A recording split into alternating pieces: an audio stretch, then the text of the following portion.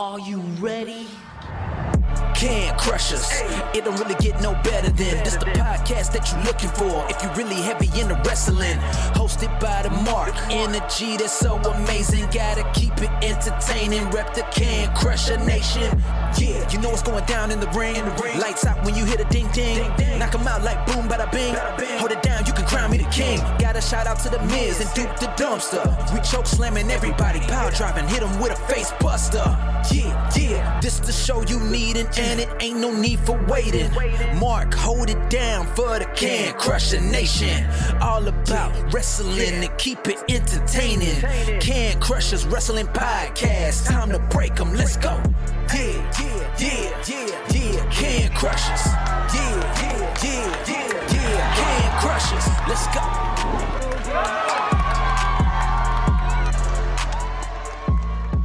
Hey, this is Baby Doll, your perfect tan. And if you wanted to listen to some wrestling talk, listen to the Can Crushers.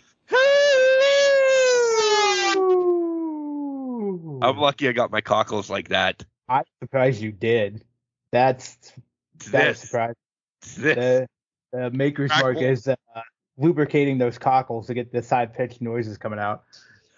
Welcome back to Can Crushers Wrestling Podcast. It's Mark the Mark. It's Sir Michael Jenks.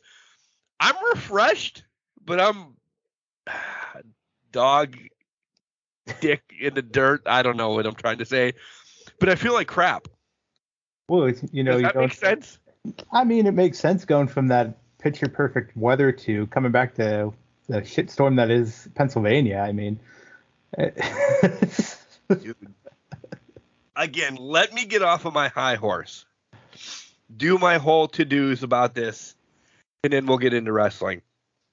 If you've never been to WrestleCade, it is a destination spot. It is. There was over 150 wrestlers there signing autographs. There was 4 shows. The one show, if you guys watch Impact, aired last night. It's like the mock wrestling, the retro wrestling.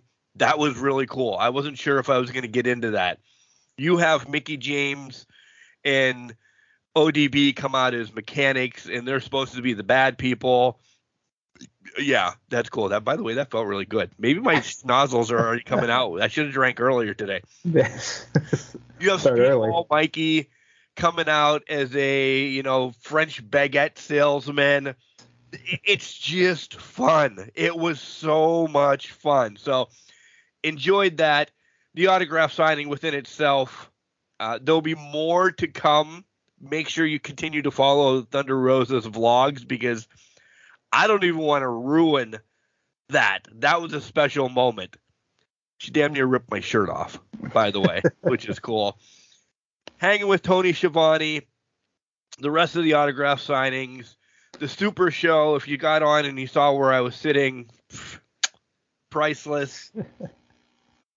The women's show, followed by AML show, followed by just hanging out with some more wrestlers at a pizza place. These stories will all trickle out as we go. Trust us, we have nothing to cover in December. Yeah. We have let's make this announcement right now. Ask Can Crushers, December 17th. So That's 2 weeks, okay?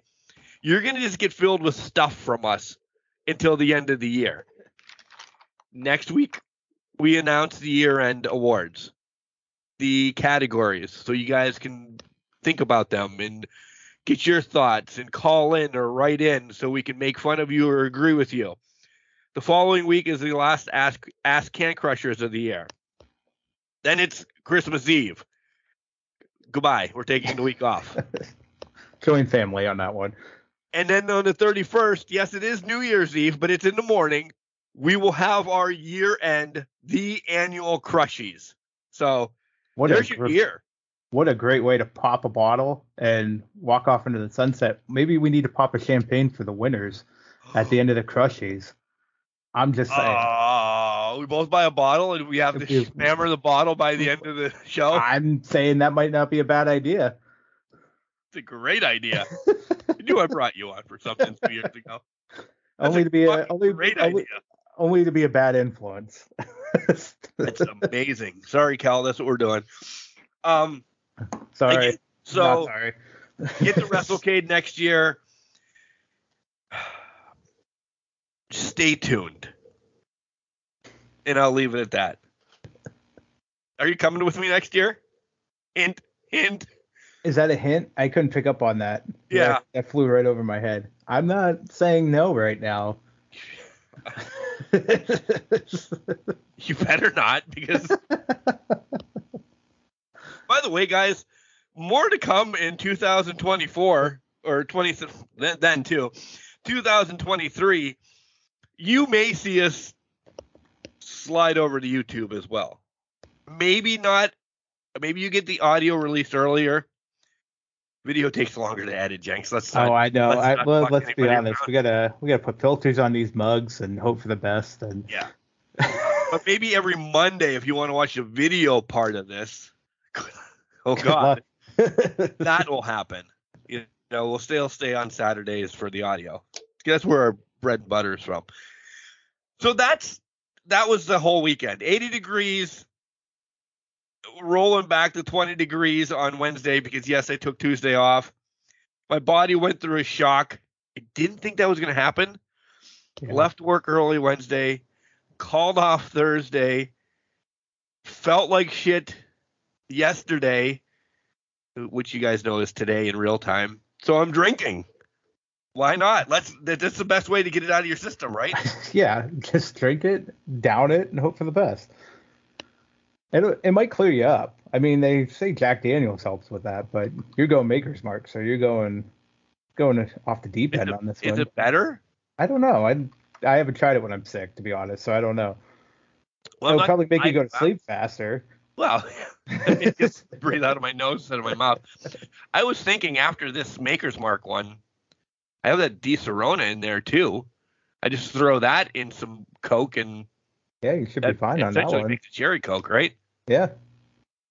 Look at you. And everybody, when they come home late at night, will find me passed out in the studio. Oh. Win-win for everybody. At least they can get you back home. Or back up to bed. Not home, but bed. You are home. Can they? We'll see. So that was my week. How was yours?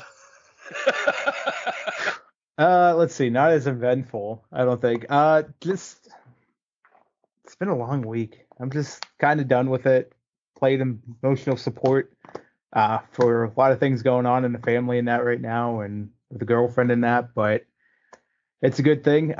Best wishes to her mom. She's recovering from surgery, so you know, it's one of those things. And I'm hearing things that make me remind me of my mom's surgery and how. She wasn't the best patient afterwards, so I'm just right in the foxhole with her right now. So, but best wishes to her. I hope she gets a speedy recovery. Everything went well this time, which was a plus because there's been issues in the past, but we're thankful for that and glad she's pulling out of it and on the fast road to recovery now. So we're dealing with that. Long week at work. My house looks like Christmas threw up everywhere because I haven't been able to get these decorations up as fast as I wanted to. My office is a shambles. I got chairs broken down, trying to get flipped out. TLC match or something in there? You know, I wish, but my fat ass broke one of the chairs, so I was trying to fix that one because it's the comfiest chair in this office. But I need to get a whole new undercarriage for it, basically. So I don't know if I'm going to deconstruct one of these other chairs and put it on there and just go that way out, or if I'm just going to buy a whole new assembly for it. But I don't want to get rid of the chair. Anything with those until you get the Christmas shit up. I know, and I got most of the Christmas shit up inside, which is good for me. I didn't decorate the office yet because obviously there's crap everywhere. But the outside I just haven't done yet. Would have had time on Saturday morning when you guys are listening to this, but it's supposed to rain up here.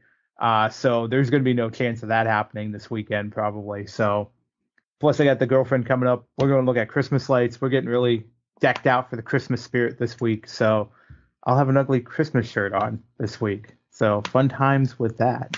I don't know why we're not starting YouTube yet, because I could not start with this Christmas crap. Listen, they know. I know. Everybody knows I fucking hate this time. I really, I love Ethan. Again, he's not listening, but everything in this house was done last weekend.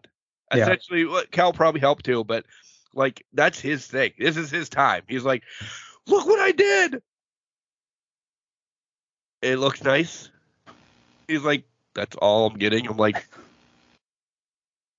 I could have just said, yeah, I hate you. All right. So I was aiming for last Friday to get it done. I took off work for it, but there's just too much other stuff going on. But I get it. It's not for everybody, but I do. I embrace this time. She embraces this time. So it's like, all right, let's go for it. Let's take it down the road. Yeah. So I'm just in the middle of Christmas fun and crap over here. So just trying to get everything done and over with, and fun and crap. All pretty up outside and that. Get my candy canes and all my inflatables up and that. So I'm going big. I always go big. Or go home. I should say not big, because it's just one little section that gets decorated, but slowly building up to the bigness. We'll see what happens, but yeah. So no hot topics yet. Listen, we really haven't talked since fucking the day before Thanksgiving. Let's not lie to anybody. So we're catching up. Kelly is in Lancaster right now. Yeah. What's going on there? And stuff. Is that... Are you getting a plethora of butter to come back? I hope not. I don't know. No, we still have dilly bars that we haven't gone through yet. Whoa. Back up. You still have dilly bars? I think that's been really good this year. We have not just, oh my God, dilly bars. I was going to say last year, wasn't it, they were gone by the end of October, right? Yes. Okay. Yes. It's slim pickings for the dilly bars. Okay. So that's fair. Yeah. The dogs only get the cherry. We share the butterscotch and chocolate ones. Gotcha. So the dogs are winning because they're only getting one a week. Okay. A shit ton of cherry. Because we figure if we plow through those, we only have to go to March. Yeah, that's fair. Yeah. Where was it? Oh, yeah. Lancaster. Do you freeze butter, by the way? You can't freeze butter, can you? I don't see why you couldn't. Do you want me to look that up? No, I do not. I'm just telling you that Kelly's already planning for us to go back to Lancaster. She's down there. Now, mind you, earlier this week, my wife turned 39, but she's on her 40th year of living in the world. She hates that, by the way. Her and this gaggle of old women went to Lancaster on a bus to see 2 plays and do some shopping. Their hotel, well, first of all, do you know that there's a hotel in Lancaster? But you can't say Lancaster. They get mad at you, right? Yeah. I'm just being a dick. Do you know there's a hotel in Lancaster that is the Cartoon Network Hotel? Yeah. No. Did you see that? No, because we're not on YouTube yet. But what you just did, I did via text. I'm like, what? No way. There's a Cartoon Network hotel in Lancaster, and we're going. She's already booking something when the early season Barnstormers are in town, so on and so forth. Ethan's already ready to go because he wants to go to the outlets. I said, you have to go to a Barnstormer game to go to the outlets. He's like, I don't fucking care. I think going to the Cartoon Network hotel is going to be cool too. So you are looking that up right now. I don't believe this. Yeah. Why in Lancaster is there a Cartoon Network hotel? That was my first question. Why there? Second, why have I never heard of this before? Right? Oh my God. It's legit, guys. Yeah. Holy shit. You just blew my mind. Now I'm not. I had no idea. Wrestling? What? Yeah, what's that? Yeah. Damn. Okay, so wait, she's down there for plays and that. Are they staying at the Cartoon Network Hotel, or no. they just passed it? I'm telling you, I'm not saying this mean. At the age of 39, she's the youngest person on this bus. Fair enough. Fair. So you think that they wanted to stay at the Cartoon Network? It was probably someplace that gives you, supper at 3:00 in the afternoon. That's in context. You're correct. They're not staying at the Cartoon Network hotel. Right. Oh my God. So has she been down there the entire week, or has it just been like 2 days or something? 2 days. Just 2 days. Yeah. Okay. As recording, she's home. She slept with me last night at some point in the night, but she's only getting home like on Friday, which is today, which is tomorrow or yesterday for you guys, whatever. For me and you, Jenks, she's getting home at like 1, 2 o'clock in the morning. Gotcha. That makes sense. Yeah.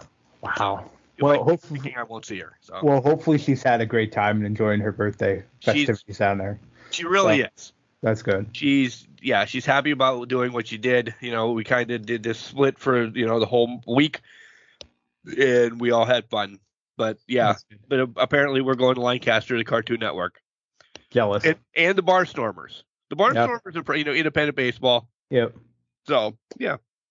Very nice. By the way, you can freeze butter. I did look it up. I just wanted, in case our listeners were wondering about that, you can freeze butter. Can you really? Yeah. Both salted and unsalted butter freeze well. Oh. Keep it in the original carton and put in a resealable freezer bag. There you go. So put in Ziploc. There you go. Awesome. This your fun fact of the day from the Can Crushers. So I stumbled upon a couple other things, and then we really will get into hot topics. Not that there's a lot this week, guys. There was nothing besides the shows.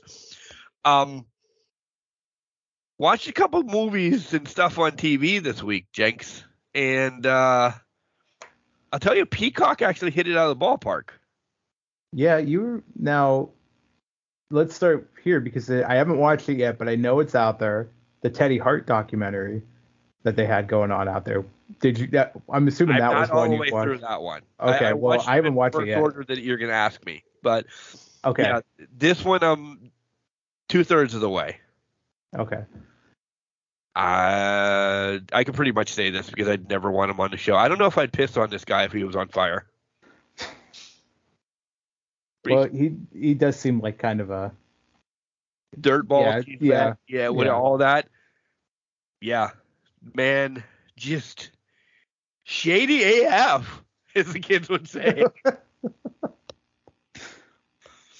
Yeah, I will finish that one probably. Oh, there's other news too before we get to actually hot topics that you guys might want to know about.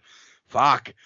Yeah, I'll finish this one at some point tomorrow and watch it, but yeah, make sure you give it a watch. It's crazy. From what I've knew about Teddy till this confirming it, I never thought he was Owen or Brett or Davey or Pillman, even as like the Hart Foundation. Never thought of him that way. Man, I wouldn't even think of this guy. He's a horrible human being. Wow. Absolutely horrible. So, give it a watch. What an advertisement. Oh. All right, so what's the other one? I'm going to stir the pot. Yeah, let's do it. Might as well. The Casey Anthony thing. Ethan was 2 when all this went about, 2006. Oh my God, it was that long ago? Yeah, right? Holy shit. I thought it was in the teens or something, like 2010s. Holy crap. All right. Well, by the time it ended up. Well, right. Yeah, okay, fair point. But go ahead. But I don't know. If you're young, look it up. The Casey Anthony stuff in the child that disappeared, then was dead and was found, and da-da-da-da. I don't know. This may get me hate. Don't cancel the show because Jenks might have other thoughts. I never thought she was fully invested into it. I don't know. There was just something about this that I'm like, I don't know if she did it. I don't know. So I can't completely say I hate her. She should die. I should bandwagon her or anything. And this tell-all on Peacock, woo! I think I made the right decision, the right call on my side. That's interesting. A lot of stuff. I mean, she paid the piper. Yeah. She never found guilty of murder or anything. She still had to pay the piper for what she did. And she takes onus of that. There's one segment on there that somebody takes onus, but it is not caught until years later. See, when I was following it, and this was me, naive, late teens, early 20s, because that's where it was about that time. Like, when it came to trial, it was way after that. But I always put guilt. It's public opinion, right? And what you see is what you hear. And obviously, I was on the side of guilty, guilty, guilty. But I will say it was never the most confident I've ever felt in somebody being guilty. Because you have seen cases left and right where it's like, oh, this motherfucker is guilty and he's just dragging it out like no fucking shit. But I'd be interested to see what you're talking about and what segment comes up. I'd be interested to watch this because I haven't watched this documentary yet, so I have to see and watch it and see where it comes from. Where are you tripping up, and where you also said nobody caught it before, and I'm wondering if I'll catch it when I'm watching it.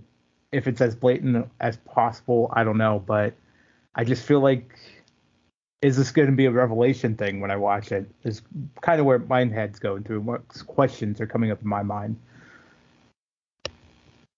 I think when it was aired, I mean, I don't know if I watched it when it was aired live, or, I mean, I wasn't as deep into some people that I know, like the OJ trial, that, you know, holy shit, the trial. Oh, wow. Kelly and Johnny Depp recently. There you go.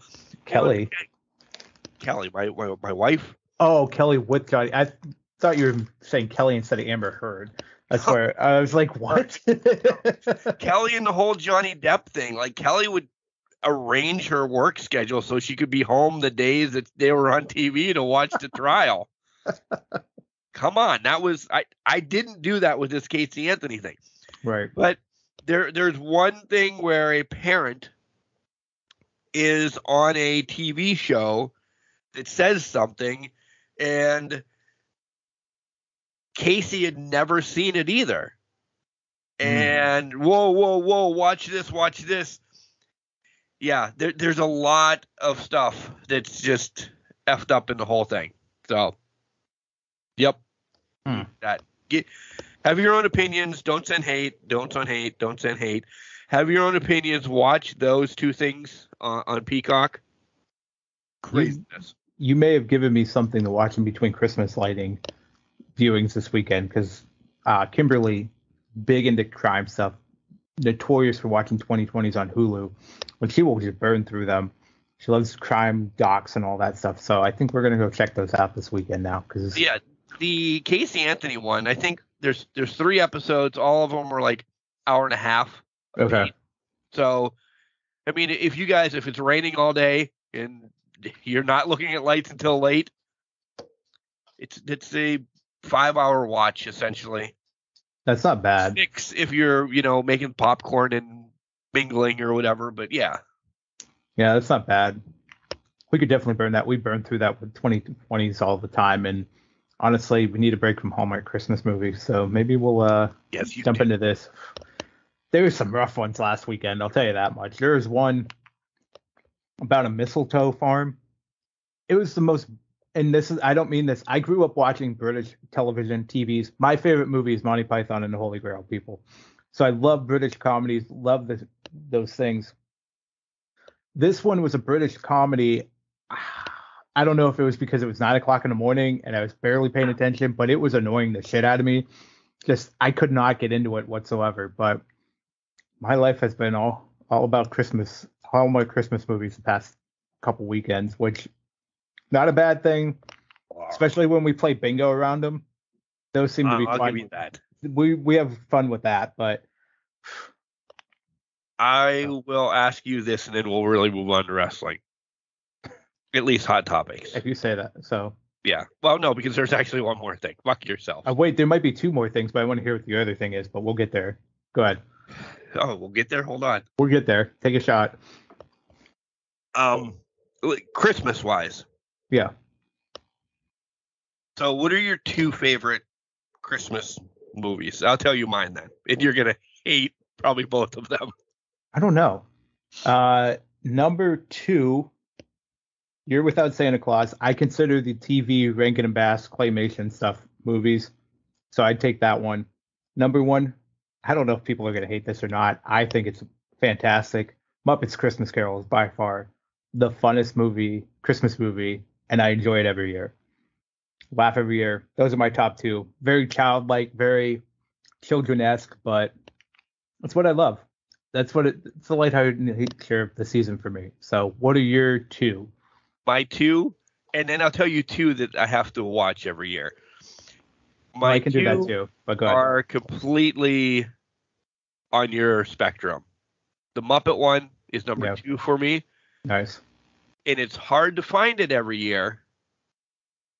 But if I don't watch Emmett Otter's Christmas... Oh, yeah. That's a good one. I get sad. Those are my 2. No, I agree with that. Yeah, that's Emmett's good one. Yeah. I also like the claymation ones or whatever, like Rudolph and Frosty. I am not big into the Hallmark. Kelly tries year after year. Yeah. Watch. Grandma got run over by a train Christmas, but she comes back alive. No. No, I don't want that. Murder and mystery Christmas town. No, I don't know. Are you gonna watch? I think it's called Violent Night, the Santa Claus one, where he comes and extracts revenge on people. No. We do get ready. Here's the 2 that we have to watch every year. Okay. After we do Christmas with everybody, so it's Christmas night. Ethan wanted to start this. We watch Krampus. Every Christmas. Which one? The Adam Scott one? Or is there a different one? Sure. I only know of one. I think there might have been an older one, but the Krampus that I know and I actually liked was a more recent one with Adam Scott. And that one. Yeah. Yeah, Krampus is fucking gigantic. And just a demon monster. Yeah. Yeah. Oh, yeah. We watch that every Christmas. That's a great... It is a great Christmas one. In my other Christmas movie, as Christmas is Die Hard, as Christmas is anything else, because there's a Christmas tree in it, so it's a Christmas movie, I have to watch Fever Pitch. Okay. You're not fighting with me, so you're understanding. I get it. I am in the camp that Die Hard is a Christmas movie because it takes place at Christmas time. So why I'm free in Fever Pitch. I'm not going to argue it. We talk about Christmas at least one point in the movie. It's related. You can tie it back. It's Christmas. So I don't hate it. Okay. All right. Good. Mine. What are my 2? Must watch. It's become recent. Was Die Hard. I watched that. I work this upcoming Sunday, so tomorrow we have an upgrade.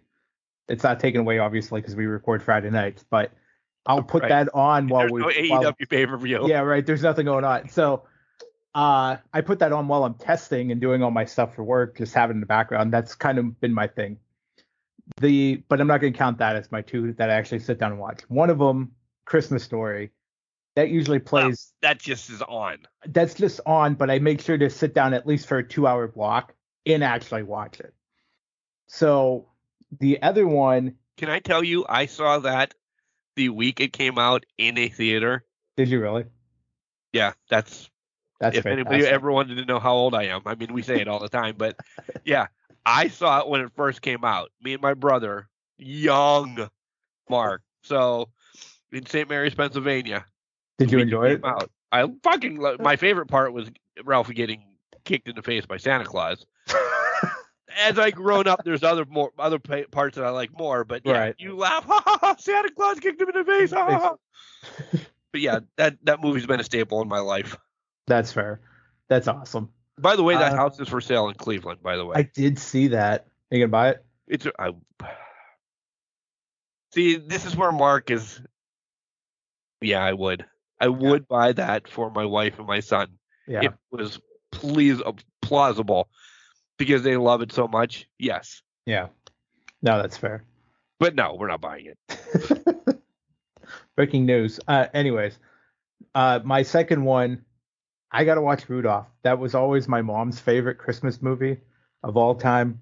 Always loved Rudolph. She was obsessed with it.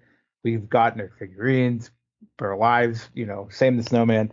So I always have to watch Rudolph, find a way to watch Rudolph during the holiday season. So mine are pretty mundane, basic ones.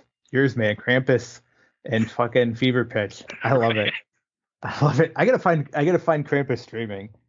I know I watched it last year, but I can't remember where it was. I'm thinking Hulu, but I think so too. Okay. Yeah, we watch it once a year, so it's a struggle. It's a planned, like, now me bringing it up now. I should probably search for it so I know where the hell it's at Christmas Day, because I'll be like, God damn it, I got because I have to go to bed early Christmas Day because we work Monday. So so you have to get it done and watched by probably 8 o'clock. 6 o'clock. Yeah, 8 o'clock at the latest. Yeah. All right. My other thing I wanted to bring up. By the way, Peacock. Oh. Peacock's now a sponsor, by the way. Us and the WWE Network and FIFA. I told you this is all going to start. I sneezed, so my nose is started going nuts now. Here we go. Update on my car, guys. Just to let you know. They totaled it, but that's all we know. So I don't know when I'm getting anything, if I'm getting anything, or if I'm just broke. Well, 2 weeks later, 2.5 weeks, legit, they finally totaled it. Jesus Christ. And now I only have 2 days to go get everything out of it. What? And they're closed Saturday and Sunday. So I work Monday. It's getting towed to the rec house Tuesday. So you literally have maybe 2 hours to try to get this thing out. Get what you need out of there. Yeah, the cool thing is there's a semi-brand new set of 17-inch winter tires in the back of it with studs that we're going to go on it. Those are in the back. My catcher gear is in the back. I have ties and shit and stuff in the glove compartment. Probably some stuff from my mom in there too as well. Just shit. I live in a car, but I was really pumped to put these free tires that my dad got me on for winter. God damn it! Now I have winter tires with no car. Now, maybe you can build a contraption to roll yourself to work every day. And they don't fit the wives, because that's actually what we were getting them for her. That's what I was going to ask, is can you use them on another vehicle? But if they don't fit the wives, then it's, oh my God. Bring these tires back to him today at some point. Yeah. He'd be like, well, what do you want me to do with these? You have a 2-stall garage. I have to park on the side of the road in a shit driveway. Mm-hmm. You can hold these for me. Yeah. Or we can catch them on fire and yes. Roll them down a hill. Oh, man. What was the other thing you wanted to know? Well, I don't think we released it on here. It's probably going to make you sad again, because I'm going to remind you of it again. NCAA got pushed out a year. Did we talk about that last week? I can't remember. We did, you asshole. I had to bring it back up. I couldn't remember if we found out in time for the show or not. So you're welcome. We did. We did. We talked about me. I pulled the back out. Yeah. Yeah. News though. Yeah. CM Punk is staying in. Fight forever. Yeah, I saw that, which was surprising, but I'm guessing that there's some sort of deal worked out here, or there's going to be a deal so that he can get royalties off of that. Yeah. Or, listen, man, I'm going to talk about this probably for the next 6 months, and it's cool. And I have a game, but maybe we'll play next week as well. Okay. That I learned at WrestleCade. Some people think this whole Punk AEW thing is a giant work because he's still not healthy, that he came back too soon. They were giving me legit facts, dude. I talked to, if somebody said hi, I'm like, hey, I'm Mark. Just like that, like a stoner from like San Diego. I'm Mark. We talked. You just meander on people and talk. Yeah. A group of youngsters, 30 maybe, but they're younger than me, came up and said, this is a work. Punk was not healthy. Go back and watch that match. Da-da-da-da-da. This whole buyout thing. Look at what Tony Khan's doing with Regal. Look at this. Look at this. And I'm like, that's why I'm a wrestling fan. Yeah. Because you could spin it. And I'm like, guys, I don't know. I said this was real life stuff. Why didn't Khan stop him during the scrum? Why didn't Khan fire him then if this was all not? Oh, shit. I mean, good point, but at the same time, I could rebut it with, he didn't know till Jericho told him. Right. And this is the first time, this is probably the wildest thing he ever thought he'd have to deal with. Right. Which, if you're involved with wrestling, you know this shit's going to come up time to time and things like that. But I don't think he ever imagined that his EVPs and the biggest talent he's ever signed is going to fight back. He's scared of his own shadow. I love you, Tony Khan. You steal all our ideas, but there's times like he looks like he's scared of his shadow sometimes. He never wants to interject himself into anything. I'm telling you, they made some great points. I'm just gonna say that. They made some great points, and I'm like, I could see what you guys are thinking. I don't know yet, though. I'm not discrediting what they said at all because I haven't heard it, but at the same time, I guess I'm on the fence with it. If it's like, is it a work? Is it not? It's a hell of a story and a hell of a way to get Punk out for 6 to 12 months or 12, at least 6 more months. Let's say that. Where this is the one that you got pissed at me when I said Regal and the Nux. They told me Regal is not going to be with MJF too long. Yeah. And he's going to link back around to Punk. And we're not going to talk about it yet, but hello. That's interesting. I mean, we're not going to talk about that yet, but no, because we have to talk about Survivor Series first. We have to talk about Survivor Series first. True. We'll circle back. Yeah. Yeah. Now I got something to think about for the rest of for about half an hour. About a half hour or so. But do you have any hot topics? Then we'll really. Well, that was so funny thing. Okay. My biggest hot topic was the rumor with Regal, but he's getting out of his contract that's been going around.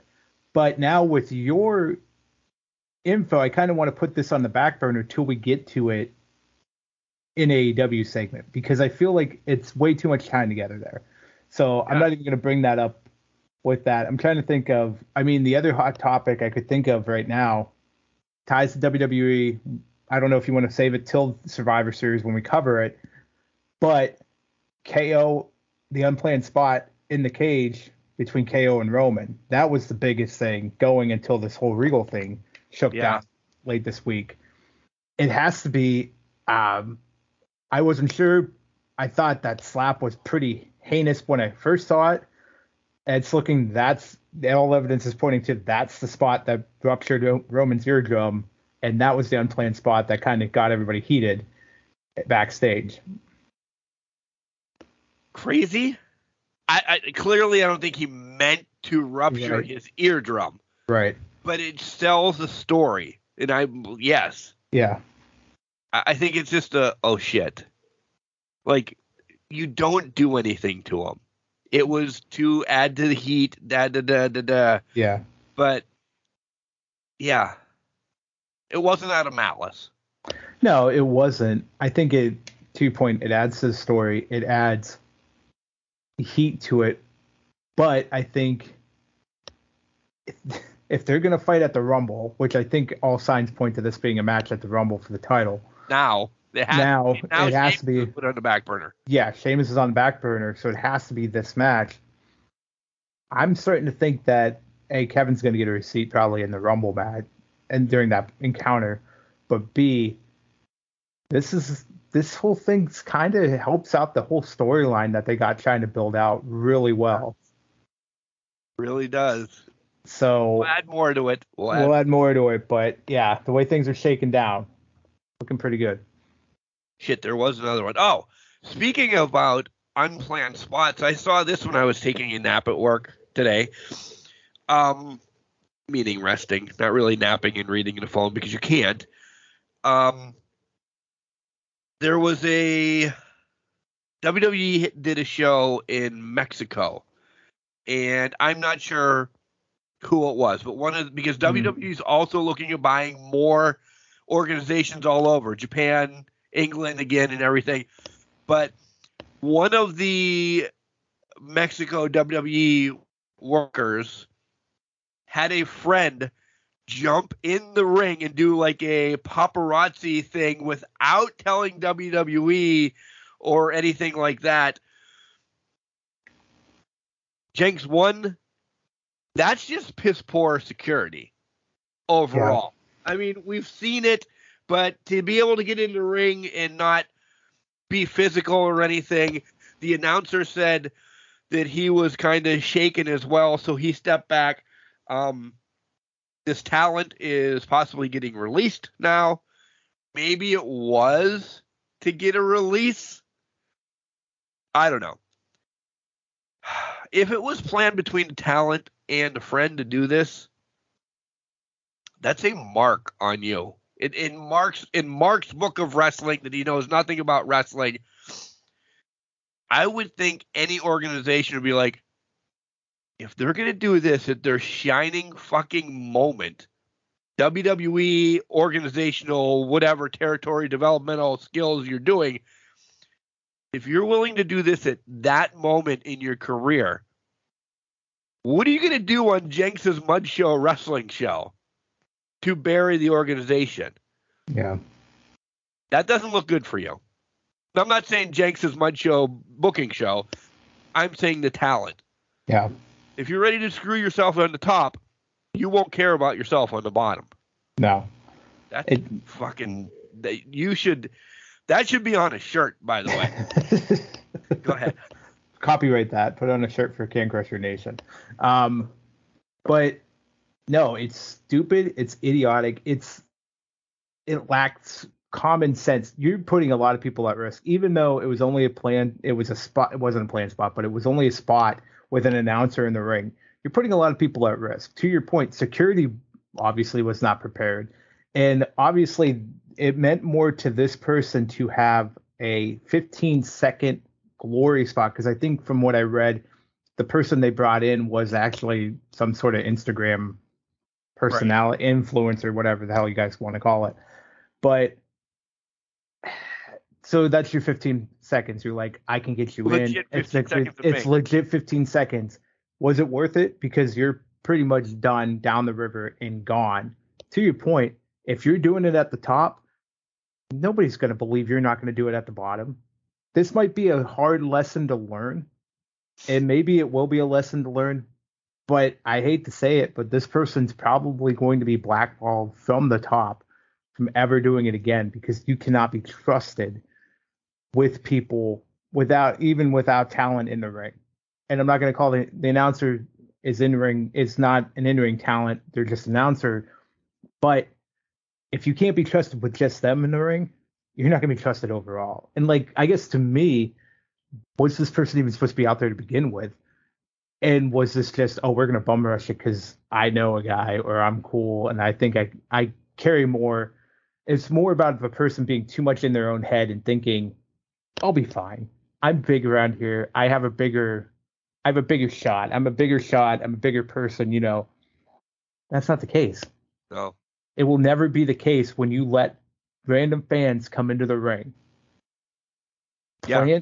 So the people in the back, your wrestler friends now look at you in a different way. Yep. And even then, I don't even know if half of them say, I don't want to be associated with that. Right? Yeah. Like me and Raylan planned something for tonight in Pittsburgh at the IWC Pittsburgh Classic, number 5. She's taking on Ashley D'Ambrose for the IWC Women's Championship. Me and Raylan talk. We don't have to tell Justin. We don't have to tell Jenny. You come in, just do this, jump her back in your seat. 1, Mark's never going to be back at IWC again. Yeah. And 2, once it gets out that I just said this, that me and Raylan are doing this, Raylan, cash in the title that you have because you are now not working for IWC again. Right. And Ashley is now going to tell other places. So, not that me and Raylan have anything planned. Listen, I'm joking. I'm joking. It's not happening. My nose is running all over the place, by the way. Yeah, I just use her because we're friends. Right. So, yeah, that would be stupid. Yeah. I love her as a friend. Me saying, even if she'd ask me, and I say, okay, yeah, but let's think about this. It hurts her more than it does anything for me. Yeah. Why would I want to do that to my friend? Right. So.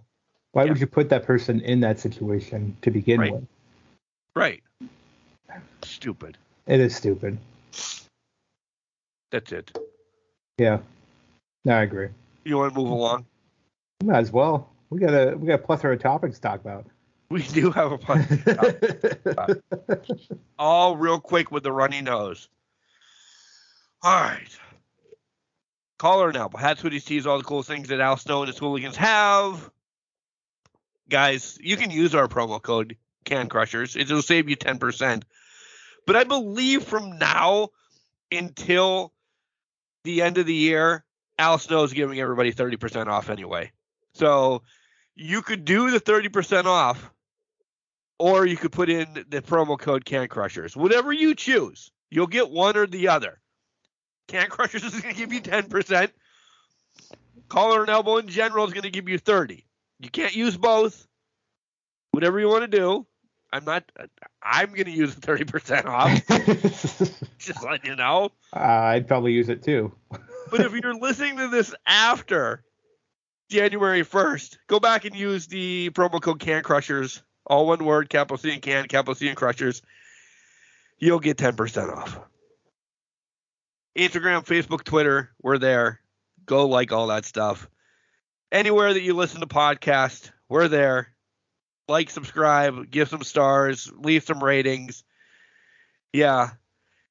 And Jenks, what is the email so people can send in their Ask Can Crusher questions?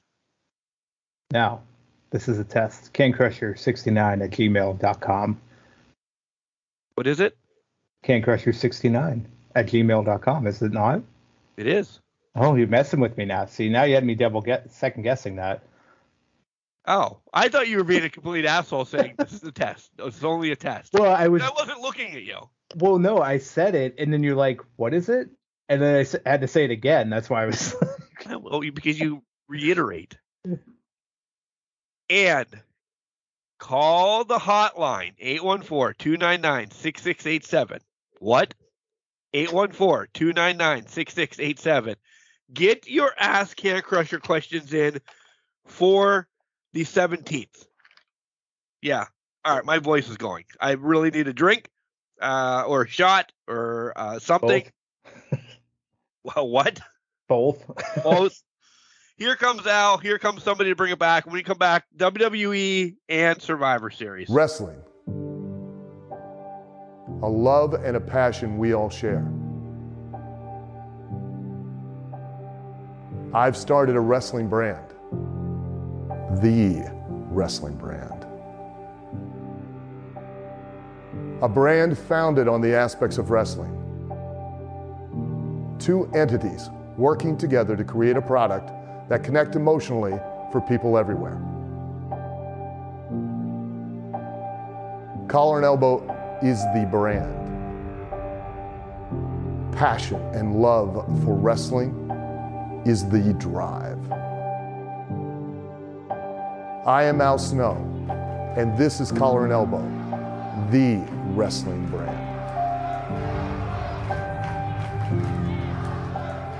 Yo, this is the Iceman, and you are listening to Can Crushers Podcast. And you can definitely rest assured it's now the coolest podcast you've ever heard. And welcome back to Can Crushers Wrestling Podcast. Mark is coming back from Winston-Salem, North Carolina. I don't know why I only thought about that now. I was going to say, you just thought about the North Kakalaki and introducing it that way. The whole mental thing. By the way, I did forget to mention, and I'm sure he'll give me hell. I'm like out of breath all of a sudden now, too. Jesus, Louise. You refilled on the beverage, and now you're out of breath. Not a good start. I'm down with the sickness. This coming Wednesday. Okay. Anyways. This coming Wednesday, the annual trip to Can Crushers made by Vinnie Barry. Yeah. From Russellville. Jenks already got it, by the way. I see that. Volume Very nice. 2 of the Pro Wrestling Vault. This is his best one. I mean, he's had Lance by Chance, and he's had the Pro Wrestling Vault 1. Yeah. This one it's amazing. It really is. And yeah, there's some people in here that are very local to Pennsylvania. Collier, a girl that used to be called Nikita Knight, now Thea Hall on NXT. My BFF, Thunder Rosa, is in this one. Very nice. So, yeah. So what you're telling me is we have to go buy this book. We have to buy it now. People do. People do. You can borrow mine. Thank you. Now, is that going to come? Chance.com, and you can buy this book. I believe that's what it is. Son of a bitch. He's on the show all the time. Yeah, order your books. You can order Lance by Chance, or you can order it by going to WrestleVille.com. Either one's going to get you there. And if you want to wait to see what it's about, listen to Wednesday's Spotlight show as Vinny comes on. By the way, the OG Can Crusher is in it this year too. Duke. Really? The Dumpster. Oh. Great book. So I'll give you my real thoughts Wednesday. Those are pretty much it. And I also got an autograph in this one too. Oh, look at you. I believe that's Sal Renaro. I believe. But yeah, great book. Very nice. That's awesome. Get out there, purchase this, guys. Yeah, WrestleVille.com. Buy it. Buy all 3 of his books, really. And if you don't know anything about Lance Von Erich, head back to a couple years ago and listen to that. We were the very first podcast to have him on once he came out of his hole in the ground wherever he was. I remember he said where it is, but not today. And then Vinny comes by every year around this time, like fucking Santa Claus. Tell us about Russellville. He's a great guy. He really is. We're doing WWE first. I figured as much. They had a pay-per-view, so they win. Did they? Oh, I totally forgot about that. Yeah. Which I only watched the pay-per-view Tuesday, Jenks. It is not to talk to people at a wrestling show, convention, con-cade. Oh. Because that was actually Super Show night. That Saturday is when I was sending you Dax against Mikey. Yep. And yeah, like the cool, yeah. So all of us missed that. When Survivor Series was taking place, that is when the Super Show was on. And then after the Super Show, Jenks, by the way, I went back to the hotel and watched Pitt destroy Miami. Oh. Nonetheless, no need to cover anything on SmackDown But the return of the man to be on Bianca's team. Jenks, I ask you this, though. Yeah. Comes out, the man's plastered all over the place, okay? She's got a man's shirt on. But they're still calling her Big Time Bex. Because they have more beef on this as well at Survivor Series. Why do we are having this cross thing? Big Time Bex wasn't as big as the man. Yeah. She's a face again now. Just stick with the man. Get rid of, or she just has to wear some of the gear because she hasn't got new gear yet. I'm thinking that's probably half the battle too, is she hasn't got new gear yet, so she has to wear. I mean, she came out with the shoulder pad on for Survivor Series, so I'm like, that's not very man-like, but hey, you live your best life. And when you're married to Seth freaking Rollins, there's going to be times where you got to take artistic liberties with your gear. But I agree. I feel like also it becomes so ingrained in the announcers because I think I heard Cole say Big Time a lot. 6 times. I think it's so ingrained in his skull that it's Big Time, Big Time, Big Time from just working with Vince all those times. But let's be honest, when SummerSlam ended, it was still Big Time Bex, and he had just been a week out of Vince leaving and Triple H taking over. So we're moving into a new era where he might not be unprogrammed to not say Big Time all the fucking time. But to your point, there's going to be some merchandise they probably have to move for Big Time here to get the new man stuff in and get everything taken care of. It was confused. It blurred the line a little bit. It can be a little confusing, a little blurred the line, but overall, I mean, at the grand scheme of things, it's just going to take some time before they get back to where they were with the man and where that character was. Not long, though. No, not too long. I think a couple weeks, maybe. I want to bring up the whole LA Knight thing in Bray for one reason. LA Knight's doing this stuff to himself because of the whole Bray in the ring talking about lies and this and that and this and that. Bray's coming out of this smelling like flowers. Yeah. They're going to show LA Knight's a bastard because everybody loves LA Knight. Right. No, you're supposed to say, yeah. But I'm sorry. That's all right. But I think that's kind of like the feud. They need to have somebody be the heel. Bray's too hot still to be a heel. Well, I don't think they were ever intending for Bray to be a heel this early because they knew he was going to be way too hot. There's just no way. I would agree with that. I would love to see that come out. The question is, how long do they take to get here or get there? Because is it a prolonged Rumble? I was going to say, is it prolonged out to the Rumble to get to this point? Or is it we reveal it mid-December or something like that, and then we build off of it from there? You know what I mean? So what is I'm just trying to picture how they're going to play this out and how they're playing it out. January. Yeah. I mean, I'm just trying to see how they play this out. If they're going to, I could fully see them going, LA Knight's just a bastard, and it's all him doing it to himself. I could definitely see that. To me, it's the reveal. When do you do it so it doesn't lose steam to get to the Rumble? But you also have to do the happy balance of you don't want to lose steam before you reveal it. Right. So where's that happy balance? Can they throw together a network special between now and Rumble?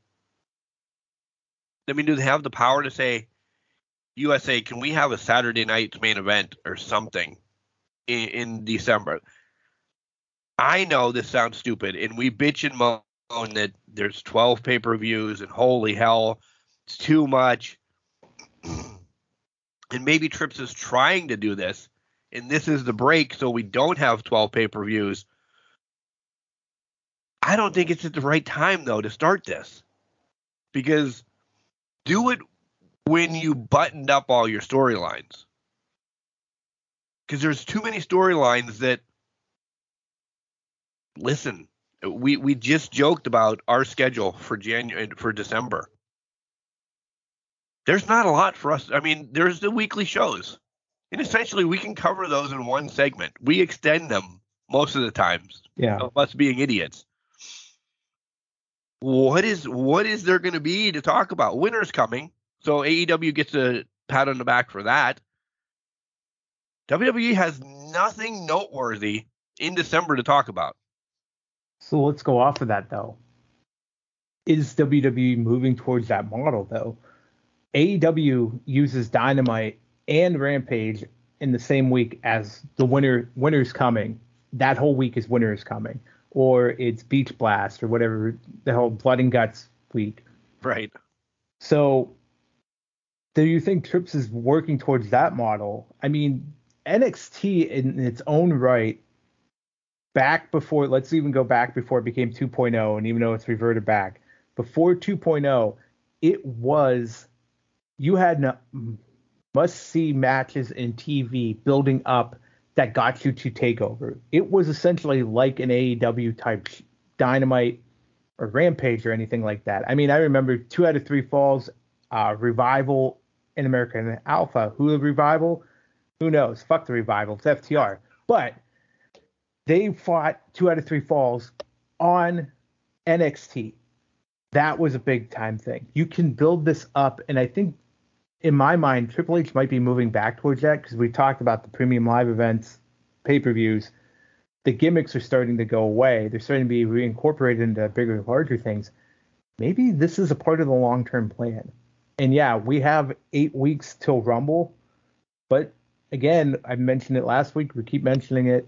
They hired a director of long-term storytelling to get them to an endpoint. Maybe we're just in an uncomfortable space right now where WWE is transitioning and we're not sure what to think. And we're not sure what to do as fans. But I don't know. Yeah. I agree with that wholeheartedly. I mean, we all thought, all right, well, they can take off day one. They're not going to get rid of the December pay-per-view. Right. Wait, what? I don't know if we didn't look long-term. I don't think there was ever a December pay-per-view. We were just thinking day one. Yeah. Which, essentially, day one is a Sunday. They could have pulled that off this year. They could have. I don't know. I think it will benefit them, though. And I think Trips knows this, that we don't need... Oh, by the way, spoiler. There may be a Hell in a Cell match at Royal Rumble this year. We're not going to have Hell in a Hell is only going to finish feuds. Who's going to be in the Hell in a Cell match, Jenks? You should only need one thought. No, you put me on the spot. Now I'm not going to think of it. Bob and Brock.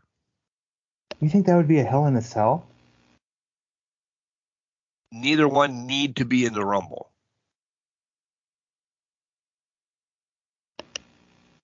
They can do other things at Mania, both title or something, if the split does happen. Yeah. That's a valid point. But, see, I hadn't even seen that rumor. See, to me, though, man, Hell in a Cell right up against Chamber is a lot going on in that 2 months. I think they did it they didn't do it. They haven't done a Hell in a Cell at Mania in a while. But, no, they did do it. They did it with Taker and that. They did it after Chamber that one year. But that's a lot. And I think in my mind, and maybe this is just me thinking it, in a Bob versus Brock and Cell. Absolutely. Tear down the fucking house. Let's watch it. But to me, I think it was purposely done to eliminate these gimmick pay-per-views and put things on the shelf for a long period of time. Do too. And I think Hell in a Cell is gone for a long period of time. I think TLC matches are gone for a long period of time. I'm talking at least 9 months to a year, if not more. Yeah. My thoughts are, when this rumor came out, when do you put the Hell in the Cell? It has to be first. But then there's 2 Royal Rumbles. Mm-hmm. You follow the Hell in a Cell because, listen, after the Hell in a Cell is going to be the Women's Royal Rumble. I hate to say it, but it's buried behind that Hell in a Cell. Yeah. Well, let's go off of that a little bit further. There's a rumored match that's involving Bray, which is no one knows what this thing is. It's called Pitch Black or something. That could be a gimmick match. That's going to be, well, let's say 3, because you're only going to get 2 Rumble matches and 3 other matches on the card, basically. So it's going to be like War Games. And how can you pull off a Hell in a Cell, then a Rumble, then whatever the hell this Pitch Black match is, then let's say it's a traditional Joe Schmo women's title match, and that's nothing against the women, but it's just going to be overshadowed by this big match. And then the Rumble match, the men's Rumble match, which last year, hopefully it's better than last year's, whatever the hell happened last year. But good God, oh, gimmick mighty. That 4 of your 5 matches are gimmicks. 2 are the same match. One's a Hell in a Cell. The 3rd is a match no one even knows what the fuck you're talking about. I don't even know what a Pitch Black match is would be. Ronda against Raquel. Let's throw that out there. Yeah, and nothing against them, but Ronda has no fans in her camp right now. If it is, it's a small minority. So, especially after the Shotzi thing, but it's. So now you're giving them 1 match to maybe get a breather, because nobody's leaving during the Rumble. Nobody's leaving during Godzilla versus King Kong when these 2 guys are going at it in the cell. Nobody's gonna leave during whatever this Pitch Black match is, because people are gonna have a morbid curiosity to see what the hell this match is. You're gonna lose half your crowd, and by the end of the night, by the time the men's Rumble comes out, people are going to be tired. They're going to be dead. Continue to stir the pot. You're leaving Bianca off of Royal Rumble? You're leaving the tag champs off of Royal Rumble? Yeah, you're going to leave Roman's off of Royal Rumble? Roman's off. How long is Royal Rumble going to be? There's no way it's more than, I don't know. 3 hours. It's going to be 3.5 hours. 2 hours of it is 2 Rumble matches. Yeah. If you're putting a Hell in a Cell match and it's only a 5-minute match, that is a waste of money to bring that cell in there. Down. Yeah. To throw in other matches that are going to be 5-7 minute matches. Brock and Raquel, Ronda and Raquel, you're not giving that a lot of time. Then you try to pigeon-toe Bianca and whomever, maybe the Usos and whoever. Let's throw in there Roman. We expected Roman versus KO or Roman versus Sheamus. You're going to try to throw that in there. If it's KO, that match is going at least 15, 20 minutes. If it's Sheamus, it's 10-minute banger. Yeah. Banger after banger. They could probably go longer. Truly, but let's just play the odds here. You're trying to pigeon-toe in all of those matches to continue storylines you have going on. You're not leaving your big money guys off of the pay-per-view. Bianca, big money. Let's be honest. She's running the women's division. She is your big money star. She's on there. Ronda, whether you like her or not, she's your big money star because she's name recognition. Roman, we acknowledge Roman. Almost 2 years as champion. Pro Football Hall of Fame's doing guessing games with him now on their Facebook. Things of that nature. Roman's acknowledged. You have to put Roman in there, especially if you're building towards the big star, Brock, Bobby, big names. You don't call him the almighty Bobby Lashley for nothing. You don't call Brock Lesnar for nothing. You have to include them.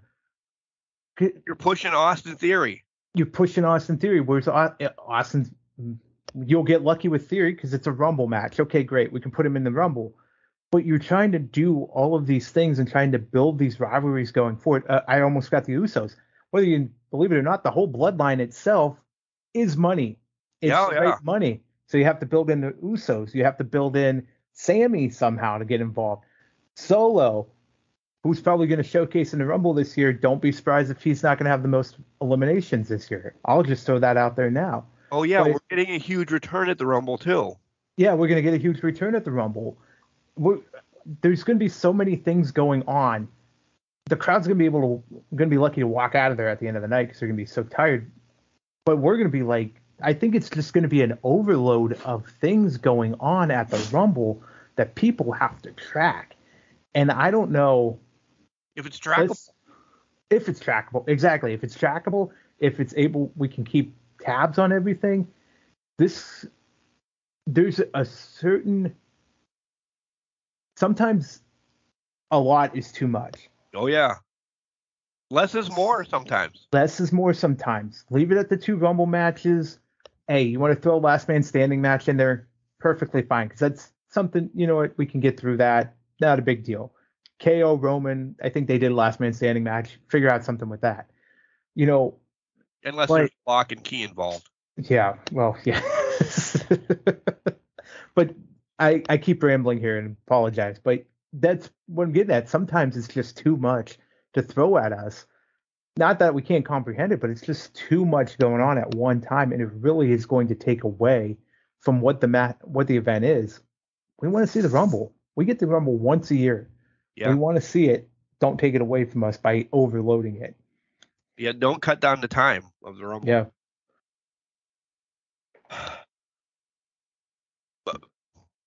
Who is it? It's Santos against Ricochet at the World Cup Finals. Yeah. I'm shocked they didn't pull the trigger on Braun. We both predicted Santos on that side. Yeah. We both thought it was going to be Braun. It's Ricochet. I think we're okay with that. Agreed. Yeah, that's it on SmackDown. Let's go to Survivor Series now. And I do have some beefs with Survivor Series, Jenksies. Okay. Yeah, and I wrote it as War Games. How many times? All right, I'm going to start. And I'm going to get my notes in verbatim because I heard a lot of good on this. And I don't know if I was just still on a high on WrestleCade.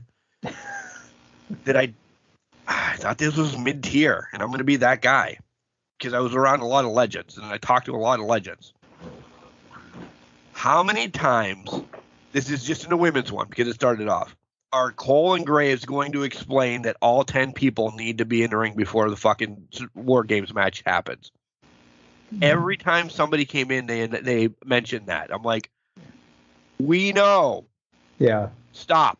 So that pissed me off. Nikki on the top of the cage, cool. That was great. Graves really trying to get Mia as Meechum. Stop. Yeah.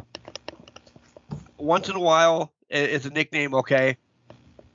I thought, and this is across the board, I'll tell you, spoiler for the men's, there was lots of naps in both of these for me.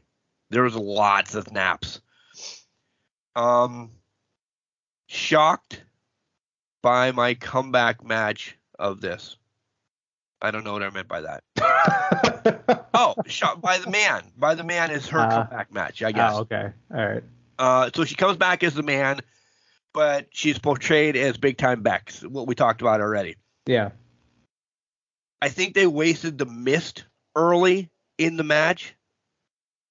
And I'm like, because that should have been maybe the way they won. Handcuff Nikki and Alexa, you knew they were done then. Boom. Yeah. They're out of the match. See you later. Becky on the top of the cage. Jesus Christ, Becky, you just came back. Like, calm your ass down. And the leg drop.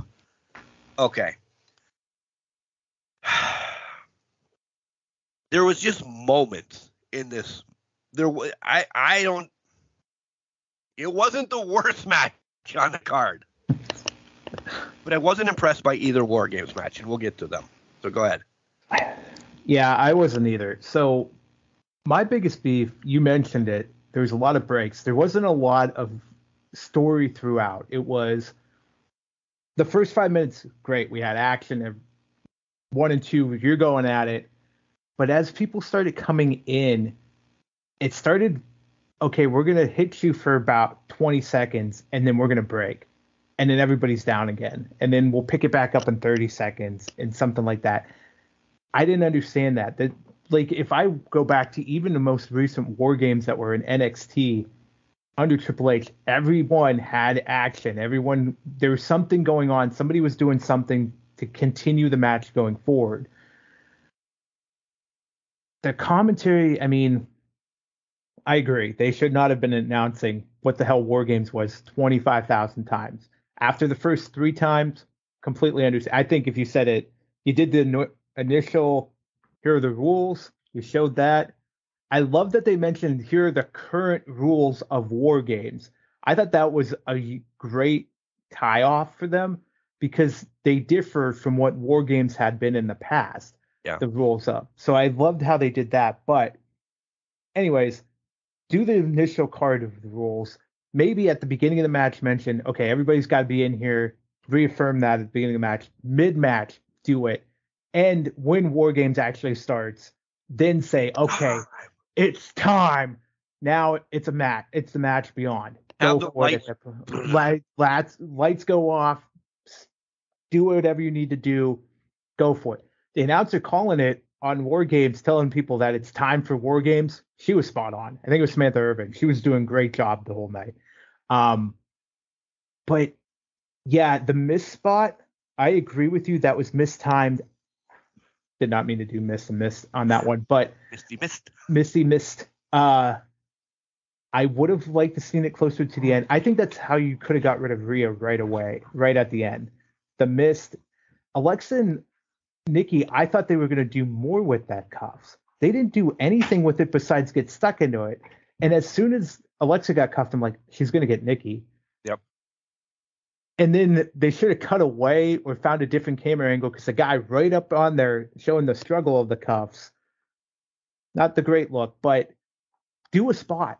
Do something crazy. I think it was, who was it? Was it Rhea and Shayna that were both cuffed at the first women's War Game match, or it was the second one? I can't remember which one it was.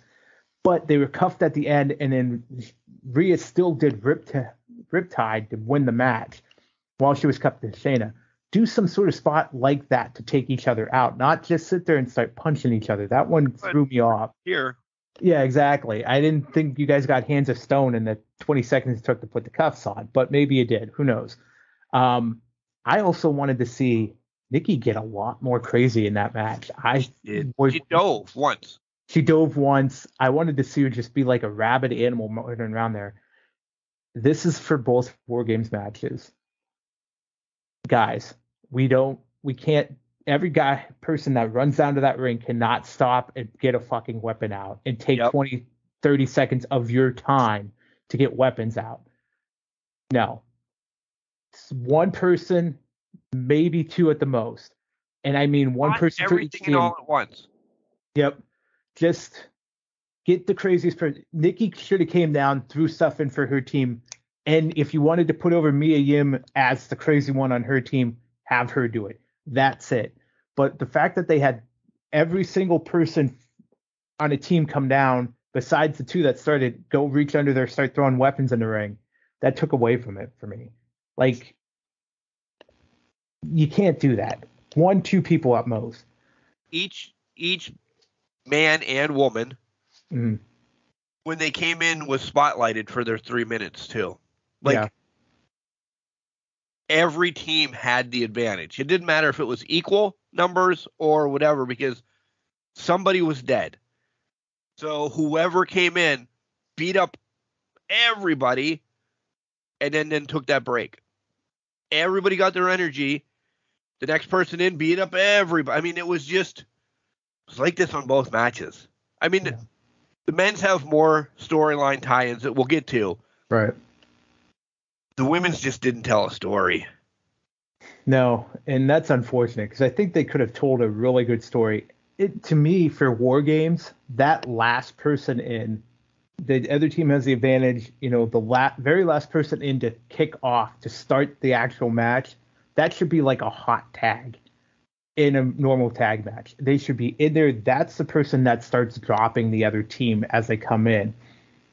That just didn't happen. It just did not feel it did not have that moment. None of them had that moment. Now, all the individuals are super talented in this thing, but again, if you're not telling a story or you're not building the match out, what's the point of the match besides just being a weapon bonanza that doesn't even need any no disqualification in the cage. I'm going to sneeze. Okay. Go ahead. No, you're good. They're staying on. I'm just showing everybody. But no, I actually had finished my point at that point. That's why I was like, go ahead and sneeze. But it was like, but that's where it was to me. It just did not have that cohesion. You know, I thought the moments were great. They were fine. They were good. I just wish there was a little more story behind them. Becky, to your point, I'm like, she's not jumping off this cage, and she did it. But more power to her, dropping the leg in that. But yeah, just no story. So the girls win, and we both said depending if Becky came back. So we both got that win, by the way. AJ and Finn, again, I know everybody knows who both of these guys are, okay? Mm-hmm. But I just listened to Legends bitch about this, about one of the cards. Again, I'm reverting back to being at WrestleCade. The Legends say there's no reason. Why was both Finn and AJ both wearing black in this match? That's Finn's thing. Not Punishment Day. Judgment Day, they're all in black. AJ should not, unless there was going to be a turn or, something like that. And it didn't happen. On the card, this was a great match. These two cannot have a bad match. Unbelievable match. I'm just nitpicking. Like, neither AJ, where you have blue, I've seen you in green, I've seen you in red, I've seen you in every color. Why did you pick black to wear against Judgment Day? I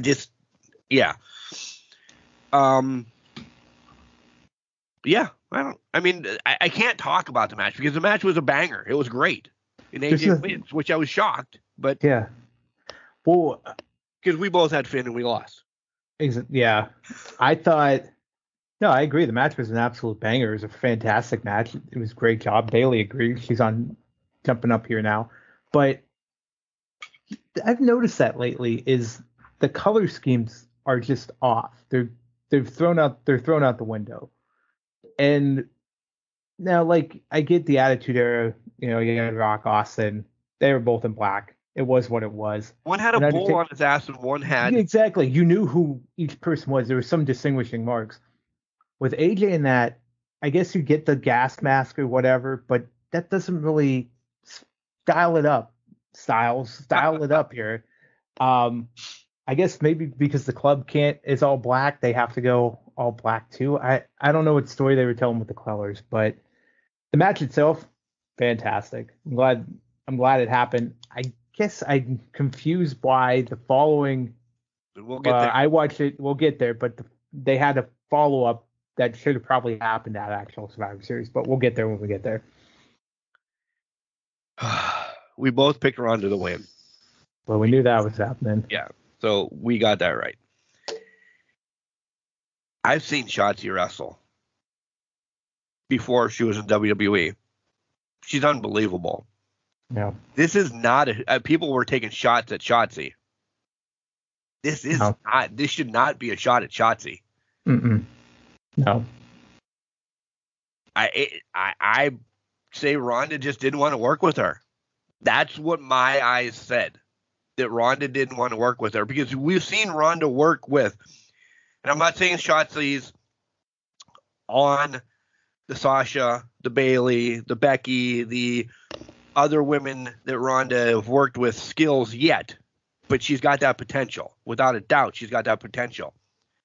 I think Ronda, even being a bitch, the baddest bitch or whatever, you could roll with this. This was a bad match. It was a bad match. Well, ever since Ronda came back at the Rumble, she hasn't had good matches. But it's almost like she doesn't care to have good matches. She's just there collecting a paycheck, just showing up. I'm here. that's what's going to happen. Like when she was there the first time, she was starting to have really good matches. Yeah, the caliber of talent started getting better and better, but she was having good matches even on Raw and SmackDown, like against Natalya and that. She was there. She seemed like she cared. Lately, it doesn't seem like she cares. She's just there to be there. And the whole thing with Shotzi and that, man, that DDT spot, I knew something was off as soon as it happened. And it was like, it was only light bulbs of saying Ronda didn't want to do that spot. Ronda was not going to drop herself down. I don't know what Shotzi did to maybe get on her bad side, if anything. But this was just a testament to, I think, Ronda's there just to serve out her contract, and then she's going on her merry way. The one that really grinded my gears, and I know they can't be jumping on me, you, Soup, the English professor, Cody, Moochie. The talent that they jumped on that was in the front row. Yeah. You have to tell your talent that's the crowd, don't fall like your talent. Yep. They fell just like they sold it. If Roman Reigns falls on you, okay, you'll go like Peter Griffin for a minute. Then you're going to jump up because you're like, holy fuck, I was just in a spot. Yeah. You're going to be pumped. You're going to be in the crowd. You're going to be like, yeah. They sold it like they just took a move. Yep. A crowd member would not have done that. No. They would have shimmied out of the way. They would not have sold it for 30 seconds that they were on air. They would have been like, they would have taken the hit and been like, holy shit. And then, one of them would have tried to pull out a cell phone and try to take a selfie with the whole chaos. None of them did that. All of them were down like they were security guards just getting taken out by Warjo or some BS like that. Yeah. Yeah. Bad match from start to finish. Enough said. Yep. Bob Theory and Seth. We both had Seth. I can't believe that 47 days in, they took the main title off of him.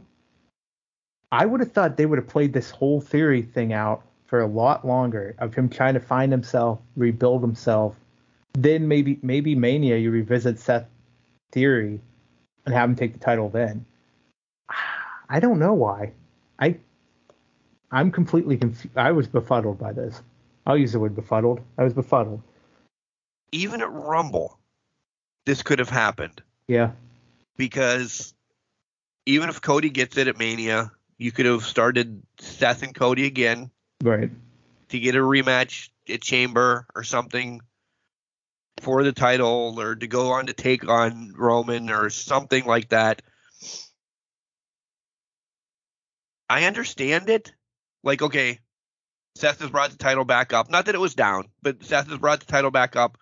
Austin's going to do his own thing. He's out of his baby, air quotes, persona, or the golden boy, or whatever you want to call it. I just think, like you said, it could have ran longer. Yeah. Again, Bob wasn't, as much as we love Bob, he wasn't needed in this. It was like, oh shit, what do we do with Bob on Survivor Series? Yeah, that was exactly it. And we're going to put him in, they just made him a heel-ish type character, so they're not going to put him in War Games on the men's team.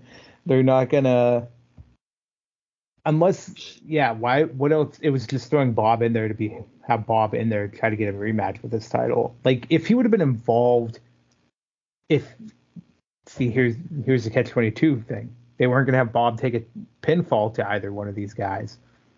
That would have been the only reason that made sense for it, but they wouldn't. They're protecting Bob for Brock. Yep. So, I don't know. I thought the match was great. I thought it was a great match, but logically, I don't know, man. This Theory thing, I thought they could have dragged out and milked for at least 2 months, to your point. But yeah, I don't know. The men's War Game match. I said, wow, mentions of the Dangerous Alliance. I was pretty pumped into that. That was nice. The crowd was not in it early. Mm-mm. They were, I don't know if they were just like, fuck. We just saw this match, essentially. Yeah. This was actually until the end. I wrote, this is going to be a chore to watch. Meaning, like, I don't know if I'm invested. I wrote the same thing. I don't need one person spotlighted each 3 minutes. And then Roman took out 9 other people as soon as he came in. So how can you tell me then anything after Roman coming in made sense? But then it picked back up. It did. Like, until then, I was like, KO with the pop-up powerbomb on Sammy. Until the end, when it was story time by Sammy and KO, I was tired. And I watched this Tuesday at like 9 o'clock in the morning. So I wasn't sleepy tired. I was like, oh, come on. Just get to where I want to get to. Yeah. But when we got to it, we said this a couple of weeks ago, maybe last week. I don't know. Everything was recorded real quick. If you don't think the Bloodline is the greatest faction ever in WWE, you're crazy. Yeah. I completely agree. This solidified it. This did. This solidified everything about it. It potentially sealed cracks in the foundation, although there's some interesting rumors going around about that now. But I was in the same boat. I'm kind of in the same boat with you for the War Games match. It dragged a little bit at the beginning. I think I popped a couple times in the match, and I think the biggest one came when he sent Sammy in to save Jay. I thought that helped progress the storyline, and it helped tell the story that they had been telling all night long with the group. So I think they were doing an okay job. But again, this was the match where I think they did the most of, you go down to the ring, you throw a weapon in. You go down to the ring, you throw a weapon in. You go, throw a weapon in, things of that nature. I think that's what dragged down this match so much, is these guys weren't entering until there was 2:30 left in their time. Yeah. Some of them, I think one of the guys, it was like 1:40 was left until, no, get your ass in there and start beating the shit out of somebody. Right? Yep. You're right. After Roman entered, that's when everything picked up. The KO Roman showdown, love that touch.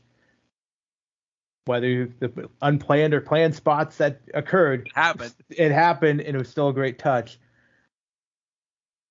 Everything with Sammy was done perfectly in this match.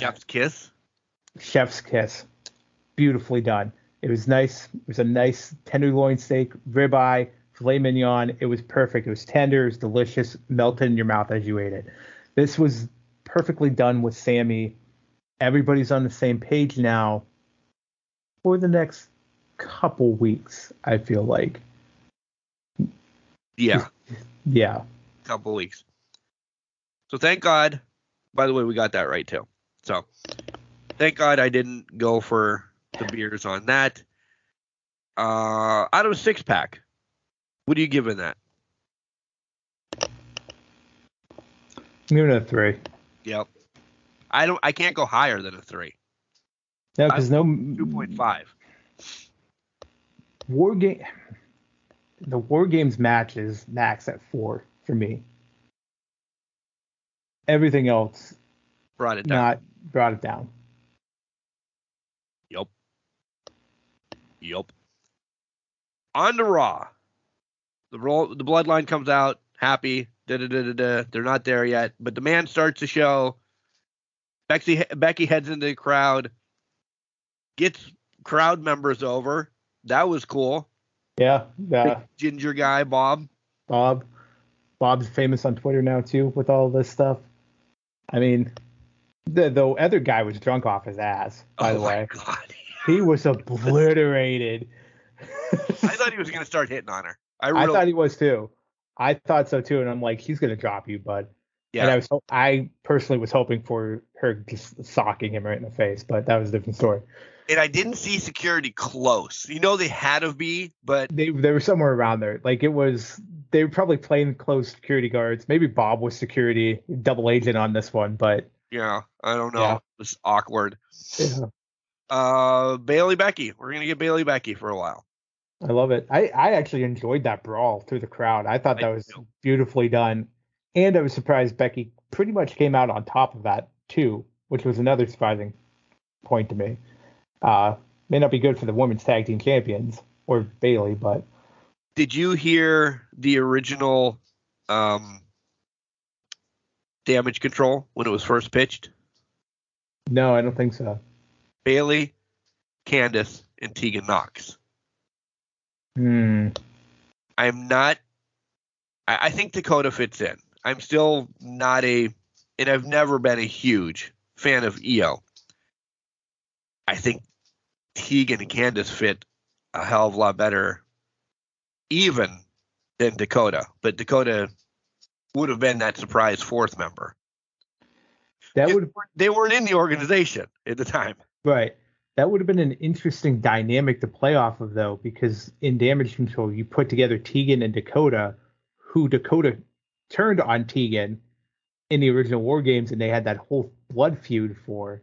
That would have been an even more interesting dynamic they could have played there. Do you think they could? Now, we were talking about Candice replacing Bailey and all this stuff. Do you think down the line there's going to be a rejuvenation or some sort of changing of members in this group? We're realizing that we're not clicking on all cylinders, or are they just going to scrap it all together? I think it gets scrapped. Yeah. I think they lose at some point. They lose the titles to, I don't know, pick two people. Right. If there's no tag team, and Damage Control's gone. Yeah. That's sad, but yeah.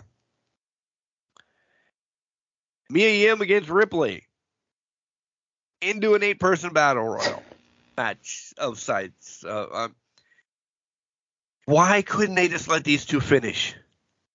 I don't know. That was the main point of it. Was it a different way of getting interference in the match? I guess. Still, it for me. It's taking away from the women. That, you know how we wave the flag. Yeah. Just let them finish, and next week say, "Listen, this is because you have 8 weeks. This isn't done. The two women finished their stuff, but the whole group isn't done. This is the last time." AJ says this is the last time. We're gonna fight. Then Judgment Day wins. Oh shit. Yeah. Now what? Well, we know the OC is gone for a while. Yeah. So now, what's Judgment Day left to do? Jump right at Christmas time? Because they were jumping him at Thanksgiving, so now they're just plotting Christmas. Yeah. So one of them better come down in the Santa suit, come down the chimney and attack. That's all I'm saying. Damian Priest. Damian Priest. No, it's going to be Rhea in the Santa suit. Yeah, because she's gone. She'd be Mommy Noel. Street Profits are back, and they beat on Alpha Academy. Hey, can I say something with the Street Profits? I thought there was going to be a turn here. I thought this was going to. One of them was going to. I thought Montez was going to turn on Dawkins. In my mind, I just saw Triple H and Ric Flair. Triple H's return match back in 2005. They teamed together, and then he turned immediately on Flair. I don't know why. I was just expecting a turn to happen here just to throw people off. Because we've been saying it for months. But the Street Profits can't go after the tag titles. I think they've lost that opportunity to go after the tag titles. What the hell are they going to do for 6 months? I don't know. I was just hoping. Maybe I was just hoping for a turn. Nothing is what they're going to do. Nothing. Bloodline comes out. Sammy got the respect. We get the hugs. We get this. KO comes out. And man, did the tears come. Mm. I love this. I don't care that we're not friends anymore. I don't care. And those two can tell a story about a fucking paperclip, and I'm invested. Yeah. That was so heart-wrenching to watch. Sammy, I don't need you anymore. I don't need anything about you. And KO just like, I don't want to fight. I'll fight them, but I won't fight you. It's when they get back together, it's going to be like Ross and Rachel get married on Friends. I'm going to fucking mark out like that. Yeah, because they're going to unite, and everybody, the entire wrestling world is going to mark like that. We're just going to melt. Yeah. Because it's going to be fantastic. And then when they win the tag titles, and I'm saying they're going to win the tag titles now, the entire building is going to shake. Yep. Is that at Mania? That's at Mania. That has to be at Mania. That is a Mania moment written all over it. Yeah, I agree. Theory, everybody's jealous. He's the guy. Miz and Dexter. I'm glad this is done, actually, now. Yeah. Thank God. I got nothing on this. I completely agree with you. All right. Now, what does Loomis do after this? Goes back to NXT. Maybe. Probably. He's got his contract. Reunites with Indy. Do the thing down there. Bless you. And bless you again. 5 or 6 in a row. Dakota and Candice. Candice wins. Raw wasn't great. Raw wasn't great after KO and Sammy to me. No, yeah, I agree. I mean, KO and Jay was good, but I expected KO to win that. Yeah. So, because now we're on the build to Roman KO again. Yeah. So, yeah, that's kind of where I'm at. And we had Team Bianca come out, and Bray was on TV behind Alexa again. Yep. Yeah. So let's bring that point up. Well, let's not bring that point up because we belabor it every week. At some point, that's going to come due. The Bray and Alexa thing. I guess it's a matter of timing. I don't know when that's going to be, how that's going to break out, but that's going to come due at some point. It's got to. I don't know when. It's got to come due soon. You would assume, but who knows? Shit. As we're recording, SmackDown's starting right now. I was going to say. We'll turn our TVs on and we'll transition over to AEW when we come back. Hey, everybody. This is Cherry. You're listening to Can Crushers Podcast. I hope you enjoy. What does everybody want? We're Can Crushers. Oh, man, you're supposed to say we're Can Crushers. What the hell? No. Head would be. I liked head. I was going to throw that out during the collar and elbow thing, but I didn't get a chance. I didn't get it out there quick enough, but. We were quick on the advertisements this week. Yeah, we are. We've been quick the last couple of weeks. Maybe next week, Al. Maybe next week we'll tell you about cool stuff. SmackDown's on as we're recording, and one graphic came up. And then I have a little bit of a sidebar before we get to AEW because bad planning on Mark. They announced that this Survivor Series was the most watched Survivor Series ever. I have to... Where's my bullshit flag? I disagree with that 100%. Yeah. Gobbledygooker one was. Definitely Gobbledygooker. Now, I want to know, I want those statistics because that, I call BS on that. There was way better yeah, ones that had more traction than this one. But, all right. So if Mark would have planned right, and this affirmation or idea came to me when I was home. WrestleCade started. Yeah. All 3 segments. WrestleCade, by the way. WrestleCade started last Friday night. Did that. Did Saturday. Sunday was over by 5, 6 o'clock. Okay. Sunday night in Raleigh, North Carolina. Not sure of logistics. But and you don't have to look it up. You're looking it up. You don't have to. I like looking it up. From Winston-Salem to Raleigh, I could have left, early and made it to Ricky Steamboat's last match. I was in fucking North Carolina. How long would that have taken me, Jenks? Hour 41 minutes. Okay, shame on me. Bad planning. On my way home, because I clearly called off the rest of the week anyway, why would I have not stopped off at Norfolk, Virginia, where Raw was,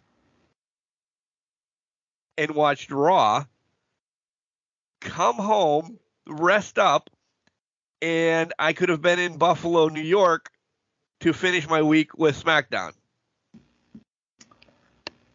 I look into one thing. I'm going to WrestleCade. Yeah. And blinders the rest of the way. You could have been Bob and the crowd on Monday Night Raw. Should have been Bob. Should have been Bob. Bob Smith. He really didn't tell his last name. That's the Bob Smith that we talk about all the time. AEW time. How did you like Rampage? I mean, we can dabble with Rampage. I mean, it was good. Almost forgot about it because it was 4:00 in the afternoon, so that threw me off. Although I think they're conditioning us for Final Battle because that is 4:00 in the afternoon as well. But I digress. Rampage was good. I think the only takeaway for me from this was 10 is no longer part of Dark Order. Okay, so we'll start at the main event and go backwards. I want we can start at the beginning and come back, but the biggest takeaway was that. Yes, I agree. Brody Lee, John Huber, I love you. Thank you for what you did for professional wrestling. Loved seeing -1 just decimated in his own soul and crying, and I'm that guy. This was his favorite guy in the Dark Order. It was. And they are done. I don't want to hear, and this is sad to say, I don't want to hear Dark Order anymore. Silver and Reynolds can do their own thing. Yeah, it's starting to turn into. I think they're really putting a slow burn or slow end to Dark Order. The question to me is, when do Silver and Reynolds bow out and become their own thing, become their own tag team? Because they're going to be their own tag team. Yeah. But they're going to always be linked to Dark Order. We need the complete break. Yeah. Yeah. I mean, -1's always going to be around. I don't mean this mean, because good for him, good for Tony. I do love dad moments that they're allowing him to do this because of his dad and everything. He's what, 10? I don't know how the fuck old this kid is. Yeah, it's not that much. We can't do this for 8 more years till he gets his license across every state so he can wrestle. I think we're gonna see -1 disappear here. Bailey maybe agrees, but I think they're gonna do what they've been doing. Every couple months, another member falls off or leaves the company or gets released or whatnot. They start slowly crumbling. Don't be surprised if it's around Revolution that they completely disband it. We don't release -1. I don't think they released -1. Maybe Evil Uno, who knows? But don't be surprised if -1 just completely falls off the map, and we don't see him for 8 years, literally. And that's not a bad thing, but that's a slow burn. They can train him. They can get him to back up the snuff. They can start training him at 15, 16, whenever his mom allows him to do it. By the time he's 18, 19, he gets brought back into the fold somehow, some way down the line. That's a big story. Monumental story. But I think the whole -1 business, I think we're going to slowly see it. To your point, Dark Order's done in 2-3 months. I think Revolution time. It's completely done and over with. Preston Vance with Roosh, because we are not ever seeing Andrade on AEW again. Yeah, whenever. Shoulder surgery or whatever surgery he just had, and then he's gone. Yeah. And then he's gone. So, yeah. Shida against Queen Aminata. This is just a shout out to Queen Aminata, indie wrestler who's uber talented. I thought she was going to get the win because to build something for the Penelope and Ford. I mean, Penelope and Bunny to Penelope Ford is the same person. For her and she to have something to do or whatever. But Great go around. Darby and Anthony Henry. Sorry, I've lost everything on Darby. This was just way too long for me. This was their showcase match essentially. It did nothing for me. Yeah. Tony Storm. By the way, my cousin came back and is going to attack Athena, so I'm happy about that. Yeah. I'm going to be bummed if she loses this title to Athena in her real first defense. I was thinking about asking you about this. I was going to wait till next week, but I'll ask it now. In my mind, I think they might take it off of her and put it on Athena. I agree. I agree they do. I mean, Yeah. we want to. If we're gonna watch it or not, we'll make predictions because we have shit to cover next week. Yeah. We can make some predictions on it, but yeah, it's still one of those. To me, Mercedes is ROH, and all the ROH titles are off ROH people, or at least were for a while. Yeah. The women's really hasn't been. It transitioned from shit. I don't remember who had it. That It was Peraza, wasn't it? Peraza? oh yeah, Deanna. Yeah. Deanna had it. Transitioned right to Mercedes, and essentially who was ROH anyway. So to get everything wrapped back around, yeah, I think this is Athena's. But Yeah. she needs to be showcased more. I agree. Tony Storm, proud of Jamie. They're gonna fight. She's got a broken face. Whatever. Back to the top. FTR and Top Flight. I just can't get in the Top Flight, so I'm glad FTR won. I didn't think this was ever in doubt. I thought this was just No. a showcase of Top Flight. They're Just back to together kind of- for 2 months before the brother gets hurt again. Yeah, unfortunately, that might end up being the case. And that's probably no, I'm not even going to say it. I'm not even going to put that bad juju in the crowd. Bailey's yelling at me not to do it, so I won't even put it out there. But Are you, because this essentially brings the segment around on Rampage, is Claudio defeating Jericho?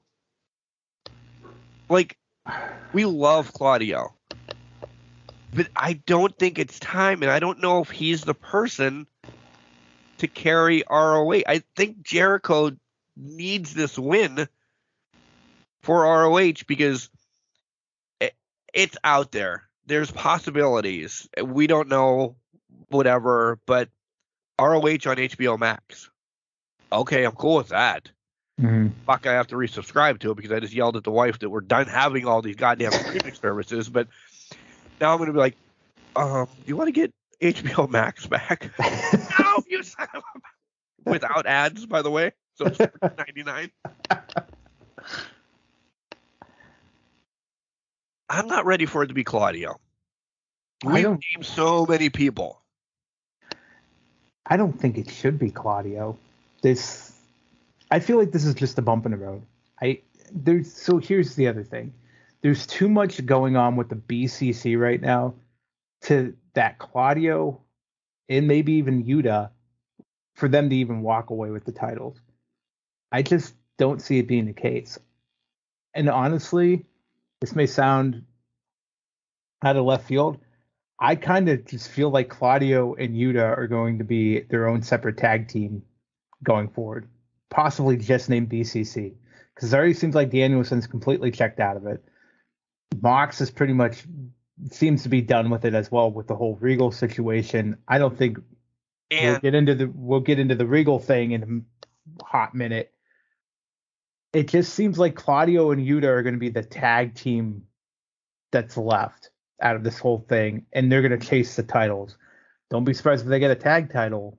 Could be ROH. They could be the ones that take it off FTR for the ROH titles, or they could be chasing the Acclaimed at some point. I just don't see either of them winning. It just feels like rehashing the matches on a ROH pay-per-view type deal. I think if one loses, they both lose, and then the JAS is... What's the JAS? And that's not what you want. No, I don't think they're there yet for the JAS to break apart. No. All right, Dynamite time. Dynamite! See, I knew you were going to say that. See? 3 things that are in life. Do you know what the 3 things are? I believe death and taxes and John Moxley was the third one, right? Is that right? No one will fight him. Da da da da da. Listen, Adam Page sells amazingly. He told everybody at WrestleCade he's not back for a while. Did he really? Yep. And we believe, I mean, he has concussion issues. Look at Adam Cole. So we're like, oh, shit. All right. Well, we love you. Yada, yada, yada. Motherfucker. But he's not cleared yet. He might not be cleared. Tony says he might not be cleared. We don't know. He was coming to see if he was as much as he was rolling around, if he wasn't cleared, AEW's in a world of trouble. Yeah. They really put that. They probably said he wasn't cleared as many times as they explained the rules to War Games during Survivor Series. Let's also talk about my shitting the pants moment I watched when Moxley fell off the stage, tried to run after Page at the same time. Oh, I'm like, oh shit, that's this an is how ACL.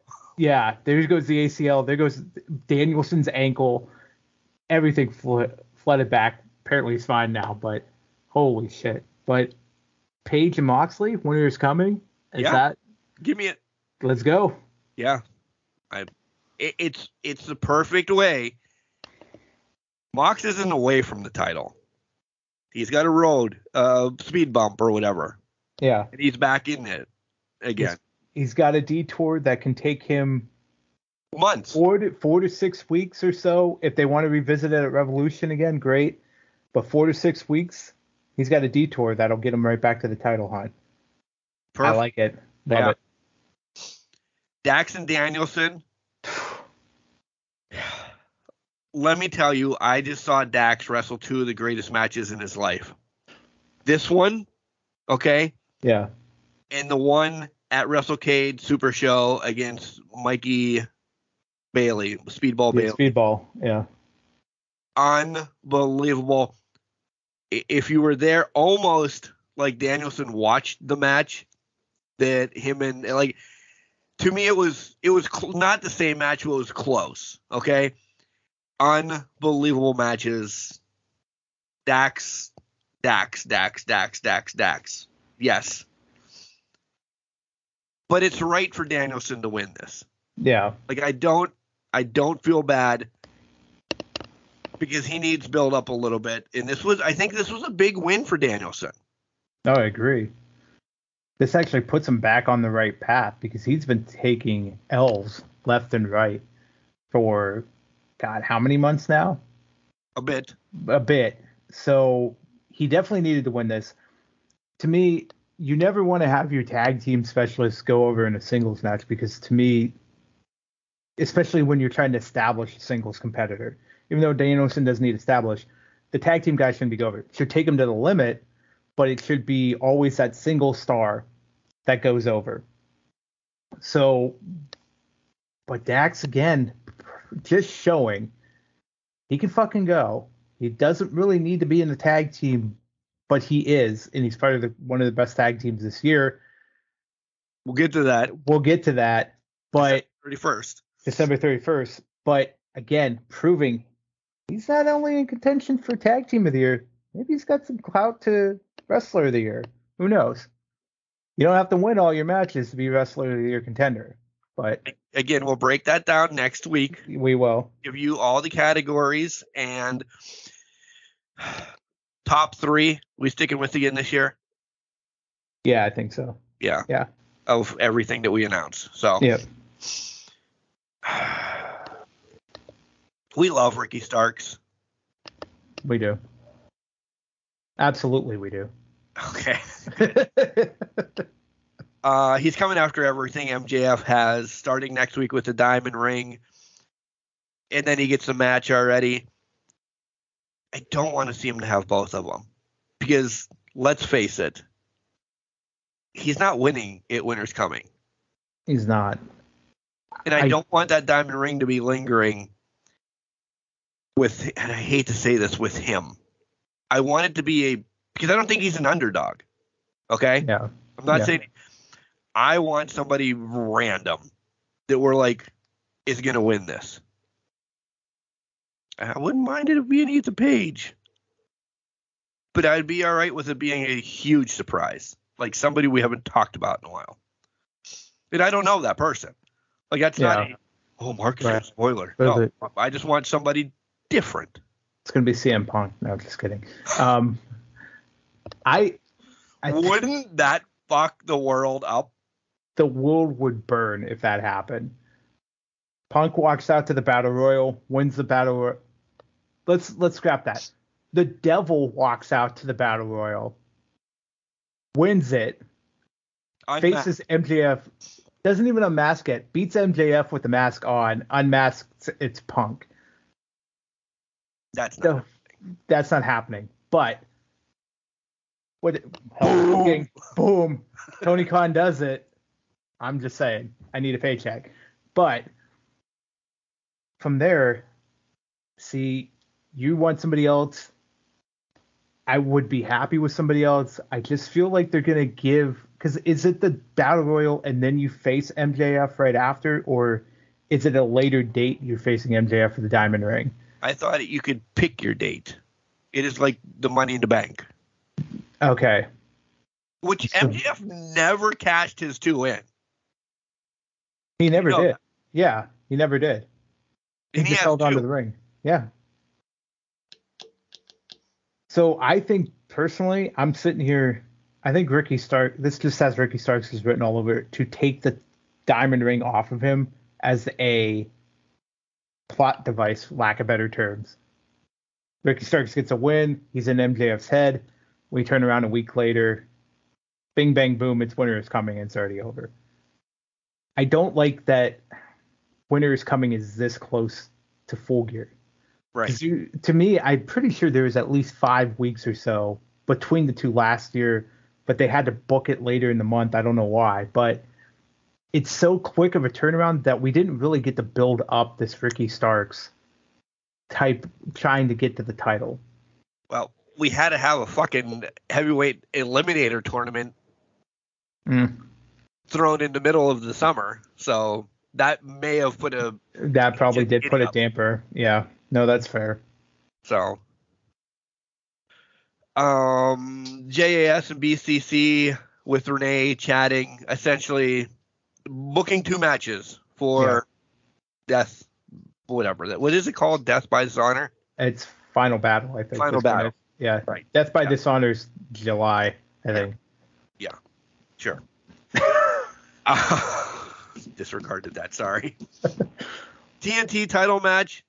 This didn't go as I expected. I wasn't picking AR Fox to win, but I thought Wardlow was going to come out and interfere eventually, not just be on the Jumbotron after the match. No, that's fair. I was actually surprised the famous Joe walk away thing when you take a flip at him. I was surprised AR Fox turned around and just kicked him right in the face. Yes. That was a nice plot twist on that because you don't see it that often with it. We both got distracted by the same thing. But yeah, you don't normally see that. So I like that spot in the match. But I'm with you. I thought Wardlow was going to maybe come out or maybe even at the end come out and attack. But no, Wardlow standing back and just basically mouthed off at Joe. I don't think they've announced it. Is it Joe Wardlow at Final Battle? You would think, right? I would think at this point, but they haven't announced it. Championship. You know what? Hey, Rampage is on for us in an hour and a half. For you guys, it was last night. Maybe that's changed between now and Rampage, or between now and when the show's released. Maybe they do announce it for the card, but it would make sense. It would. Hobbs promo is pretty badass. I loved it. The downfall is this is like the 3rd reincarnation of Hobbs. Yeah. Can we let him run with one thing for 6 months to a year? I'm trying to figure. So this is where it comes back to they did a disservice to Hobbs. Like Hobbs gets thrown in these situations where it, for some reason, just kind of cuts off his momentum and ends it. Hobbs doesn't need that. Hobbs should be rolling forward. I mean, hell, at least give Hobbs, when they changed the title, it should have been Hobbs versus Ward, Hobbs taking the title off of Wardlow at that point. So to me, they should be kind of giving. Why isn't Hobbs pissed at Joe? Exactly. Why is Hobbs only pissed at Wardlow? Why is he not pissed at Joe? What's the correlation there? Is there a connection we're not seeing between these two? Who knows? But again, I think that puts him in a bad scenario because he gets lost in the shuffle again. This is a sweet promo that we can't hear right now. You must be a couple minutes ahead of me. Or a couple seconds, because I still see the guys out at the ring. But go on. Okay. All right. The moment that essentially stole the week. I'll say that. Regal brings out MJF. MJF talks about grabbing the brass knucks instead of the brass rings. Respects the firm. Doesn't want to toss him aside. I fucking love the Burberry title. That is a beautiful title. Beautiful title. Calls out Eddie Kingston, naming people that he's going to face, essentially, here in the next couple months. Starts with Kingston, gets Hobbs in there, talks about Danielson all being fake tough guys or fake wrestlers. I wrote this right then and there. I said, Regal is not long with him. 2 seconds later. Boom. Holy fuck. And Tony Schiavone calls MJF a piece of shit. A lot to unpack. So let's start with the people he announced. He's faced them all already. He's now the champ.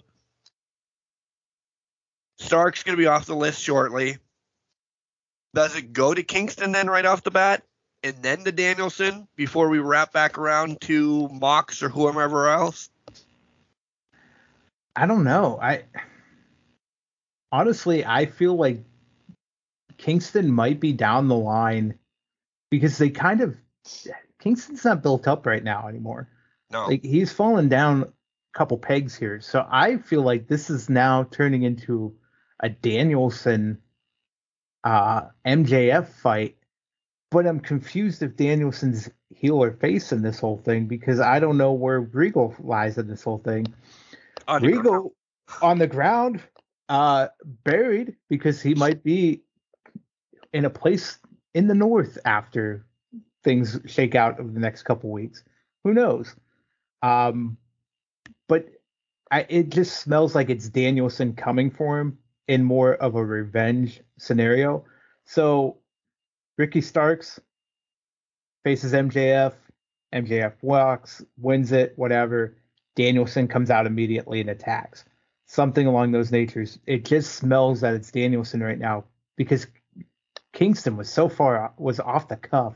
Yeah. But we had speculated about it. But recent events has really made him fall down the ladder a couple pegs, probably because of backstage incidents and that. So I'm kind of interested to see where this all shakes out. So, is Regal a bargaining chip for the bidding war of 2024? I'd like to hear your theory on this. Regal goes back to WWE. They have a history together. Listen, they're friends. Yeah. MJF idolizes William Steven Regal. Yeah. By the way, I'm shocked that Tony brought up Steven, by the way. Yeah. Does Trips know? This is a guy that MJF can work with. This guy could be, again, not that MJF and those two are going at it now in the other room. Not that MJF needs a mouthpiece. Roman doesn't need a mouthpiece anymore either, and Heyman's still around. Yeah.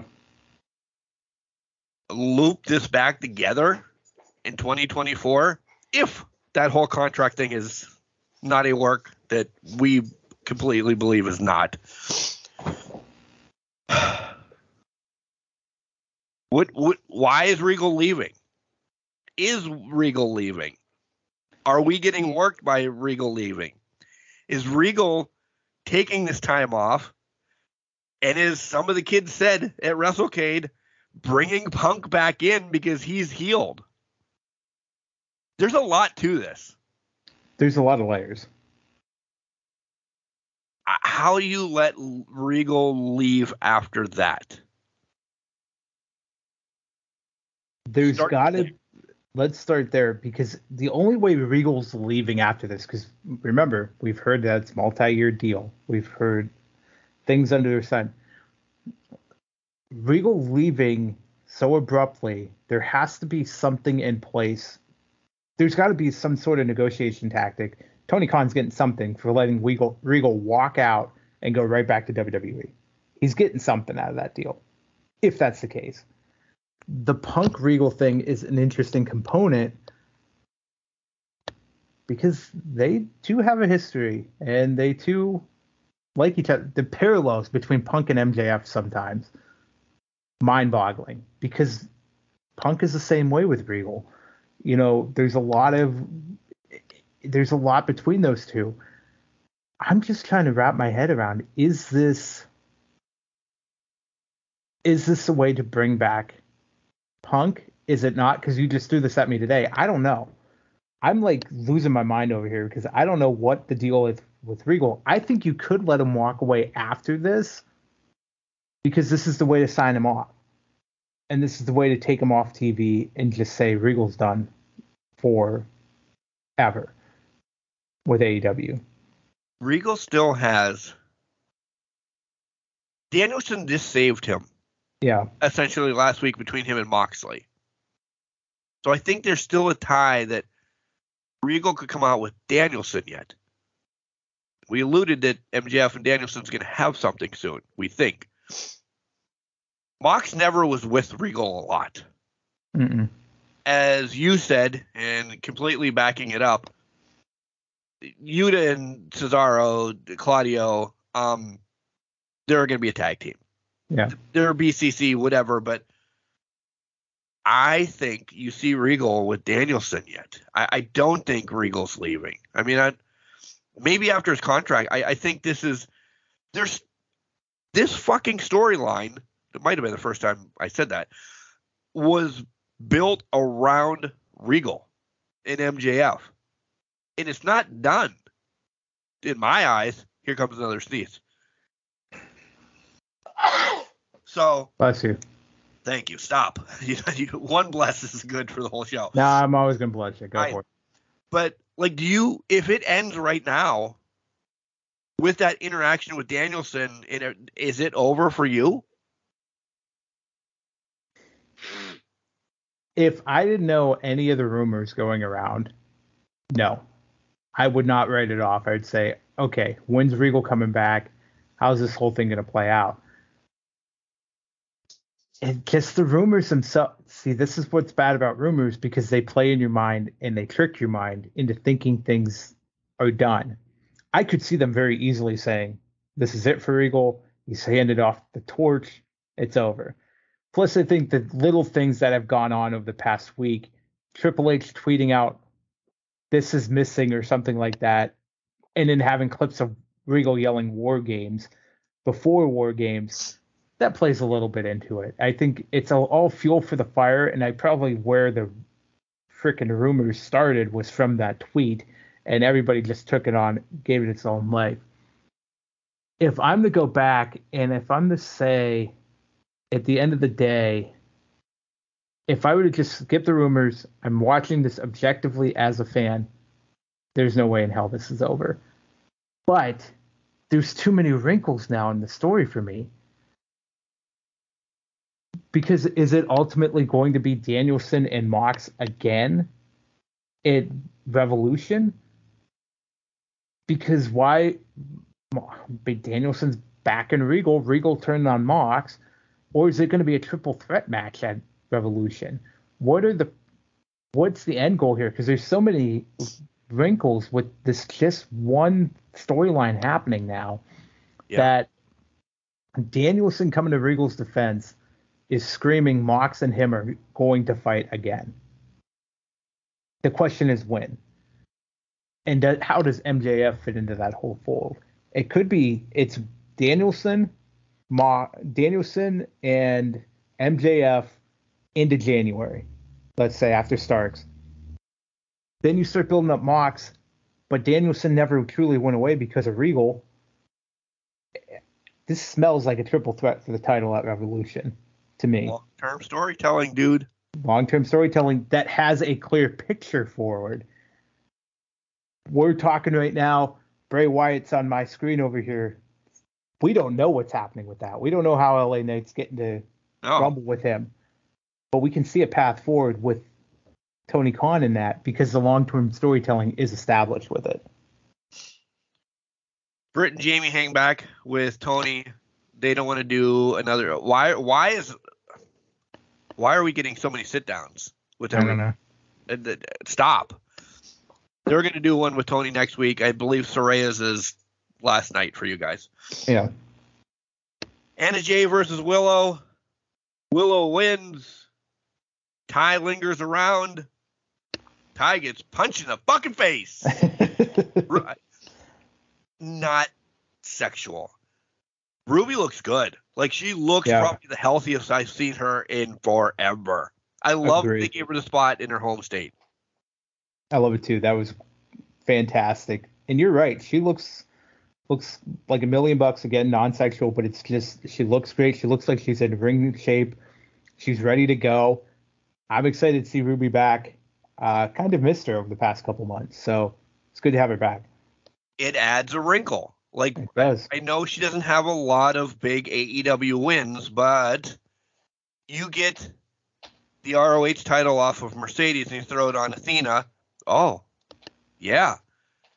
More to come with Jade here in a minute, but yeah, when we think that's coming off, or even why can't we see Ruby and Jamie go at it before we get Ruby Britt? Exactly. I mean, we have to get through Ty first, so that's going to be a throwaway match at some point. We'll get baby steps. There. Baby steps.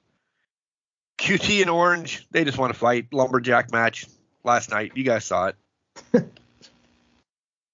I don't know. Yeah. Like, we were pumped that Orange got a title.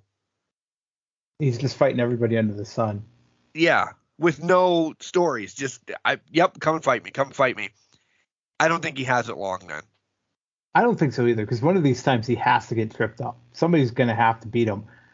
I mean, I kind of like how he's nonchalantly accepting challenges and taking people on in that, but to your point, at some point he's got to lose it. It's not going to be the QT Marshall on Rampage. You guys will know better than we will, but maybe we'll be shocked. Who knows? But Jade chatting about, like, this actually, I only brought up Jade to talk about maybe Ruby.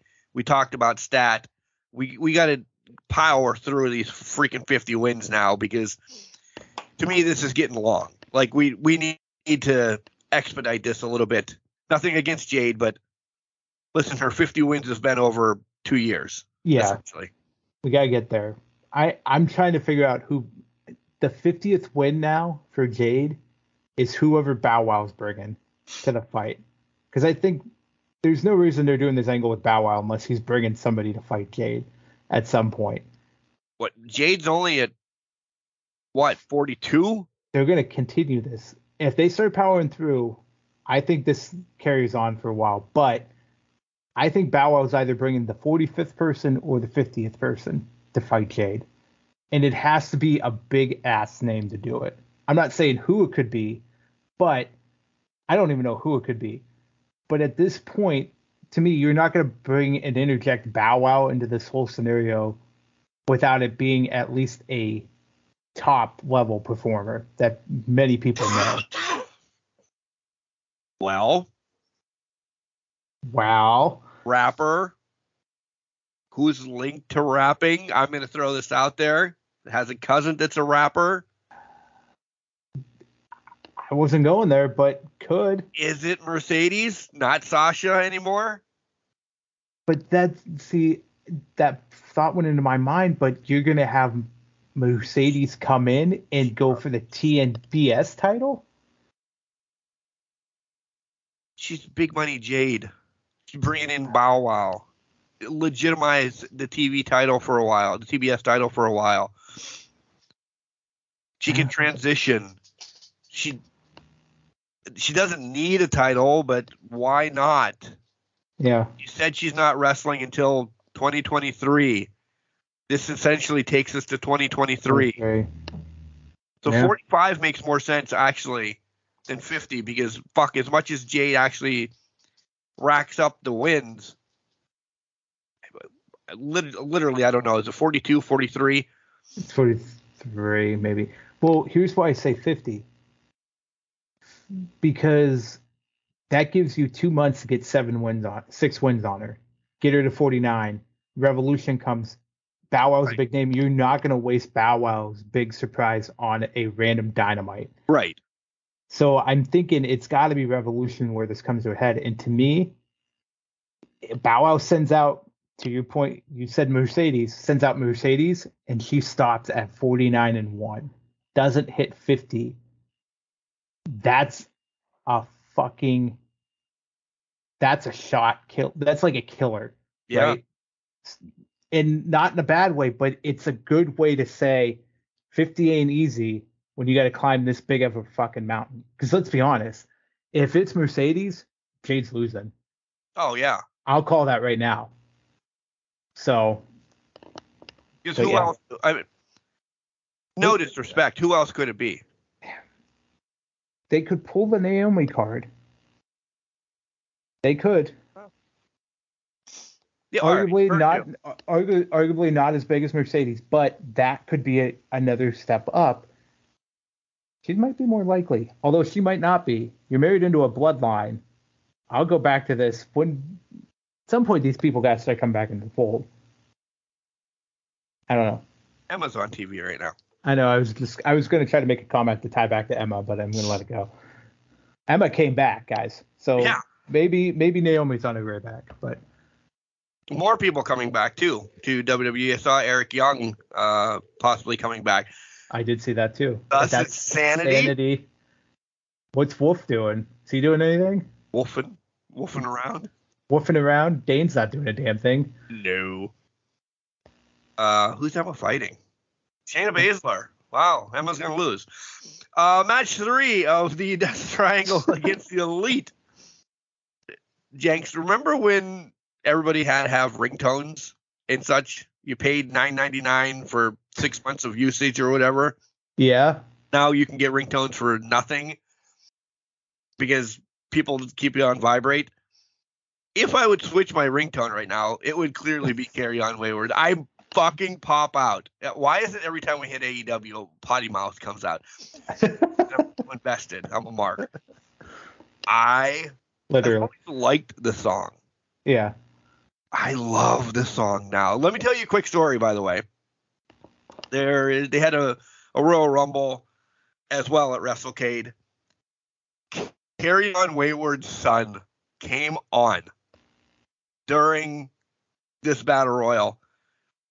You want to see people go ape shit crazy thinking, who is it? I mean, no disrespect. It's not going to be Omega. One of the Jacksons are here. Oh my God. Or I probably would have marked out if it was Nakazawa. He's part of it. I love the guy. He proposed to his girlfriend after he won the Battle Royal, Ashton Vox. I hope to get him on the show for an interview. I've reached out to him. He comes out. He's an AML guy from down in North Carolina. He's clearly he's been using that for a long time. But yeah, I thought for a minute, holy fuck, they pulled someone from the Elite. But my thing is, would you have Carry On Wayward Son as your ringtone? Yeah, right now. I've found newfound love for that song. I know. Jacksons and Omega. So. Yeah, I agree. All right. Are we building to a hammer on a pole match? We have to be for the end, There's right? There's got to be something going on with this hammer at the end. I would assume. Because the hammer is the fucking centerpiece of this whole goddamn thing right now. In this one, no disrespect, it was a great match. But if it wasn't an elite win, I might have tapped out. Because then I was like, oh, fuck, we're going to see the Boston Red Sox, Yankees 4 straight. I don't want to see that. I was thinking that was going to happen. I thought they were going to be like, they're going to carry on and then magically rise from the ashes to win 4 straight. I'm happy too. Do we see them get a win back, or is it going to be 3-1? I think they tie this up, and then we started alternating wins. Yes. Excuse me. They get another win and they tie it up. Then it's essentially a 3-match series. Yep. Agreed. And I actually think that they take the lead on the next one. I could see that. My thought process is we're going to start getting into... I think it's going to get to a point where this starts getting into a gimmick territory, and here's what I mean by that. Match 6 is going to be like a tables or some sort of match. Match 7 is going to involve the hammer. Like, get the hammer from above the ring or something like that. I just feel like they might add... I could be totally wrong with this, because you could definitely pull off a best of 7 without gimmicks, but there's only so many things you can do with the gimmick, with the hammer involved. And once they pull the card of the elite using the hammer to win, you're kind of done at that point. Yeah, it's over. How you can do it. The hammer needs to be done with out of it, unless it's in a match somehow, some way included. I'll laugh if everybody gets a hammer, and that's the last match, is everybody has a hammer, and you can use it whenever you want. That would be... To me, I don't know why. Hammer the nails into a log. What's that drinking game that? Yeah, you have to hit the hammer. You have to hit the nail on the head, or you have to take a shot or something like that. And whoever hits it all the way through, I think everybody pounds their drinks except for them or something like that. Yeah. I don't know, but you're absolutely right. There's some sort of gimmick match going to happen here. I don't know what, but it was a good week. It was a very good week. Speaking of, and I'll end on this, and we can wrap up, and we'll actually have a decent wrap up. Said it. Goodbye. I saw a gimmick match at WrestleCade. It was paycheck on a pole match. It was on last night's IPWF, Impact Professional Wrestling Federation show that was taped Friday night down there. Shown last night for people on Impact Plus. Jack Hammer against Bob Swingman or side. It was Adam Everett against Miguel, essentially. They were playing their retro partners or whatever, but they were both workers.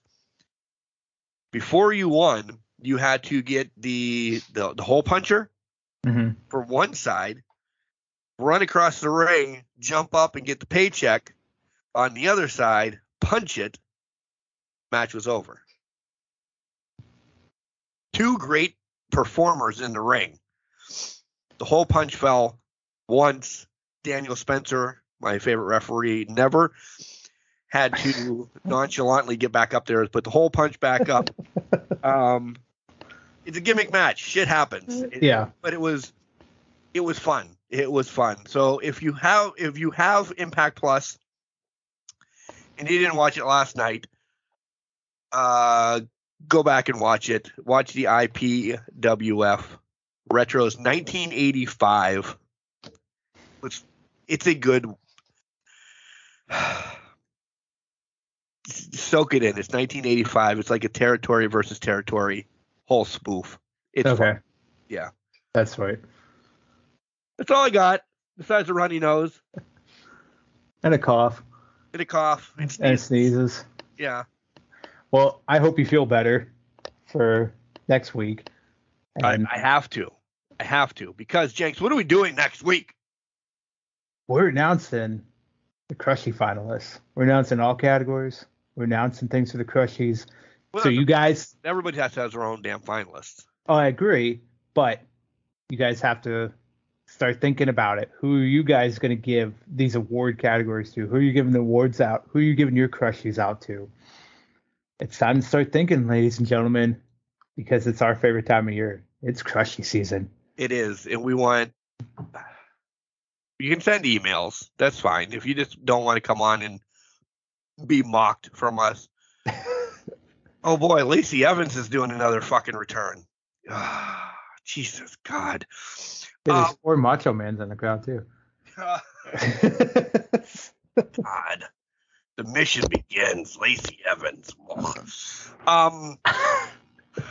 Stop already. We want phone calls. 3 minutes.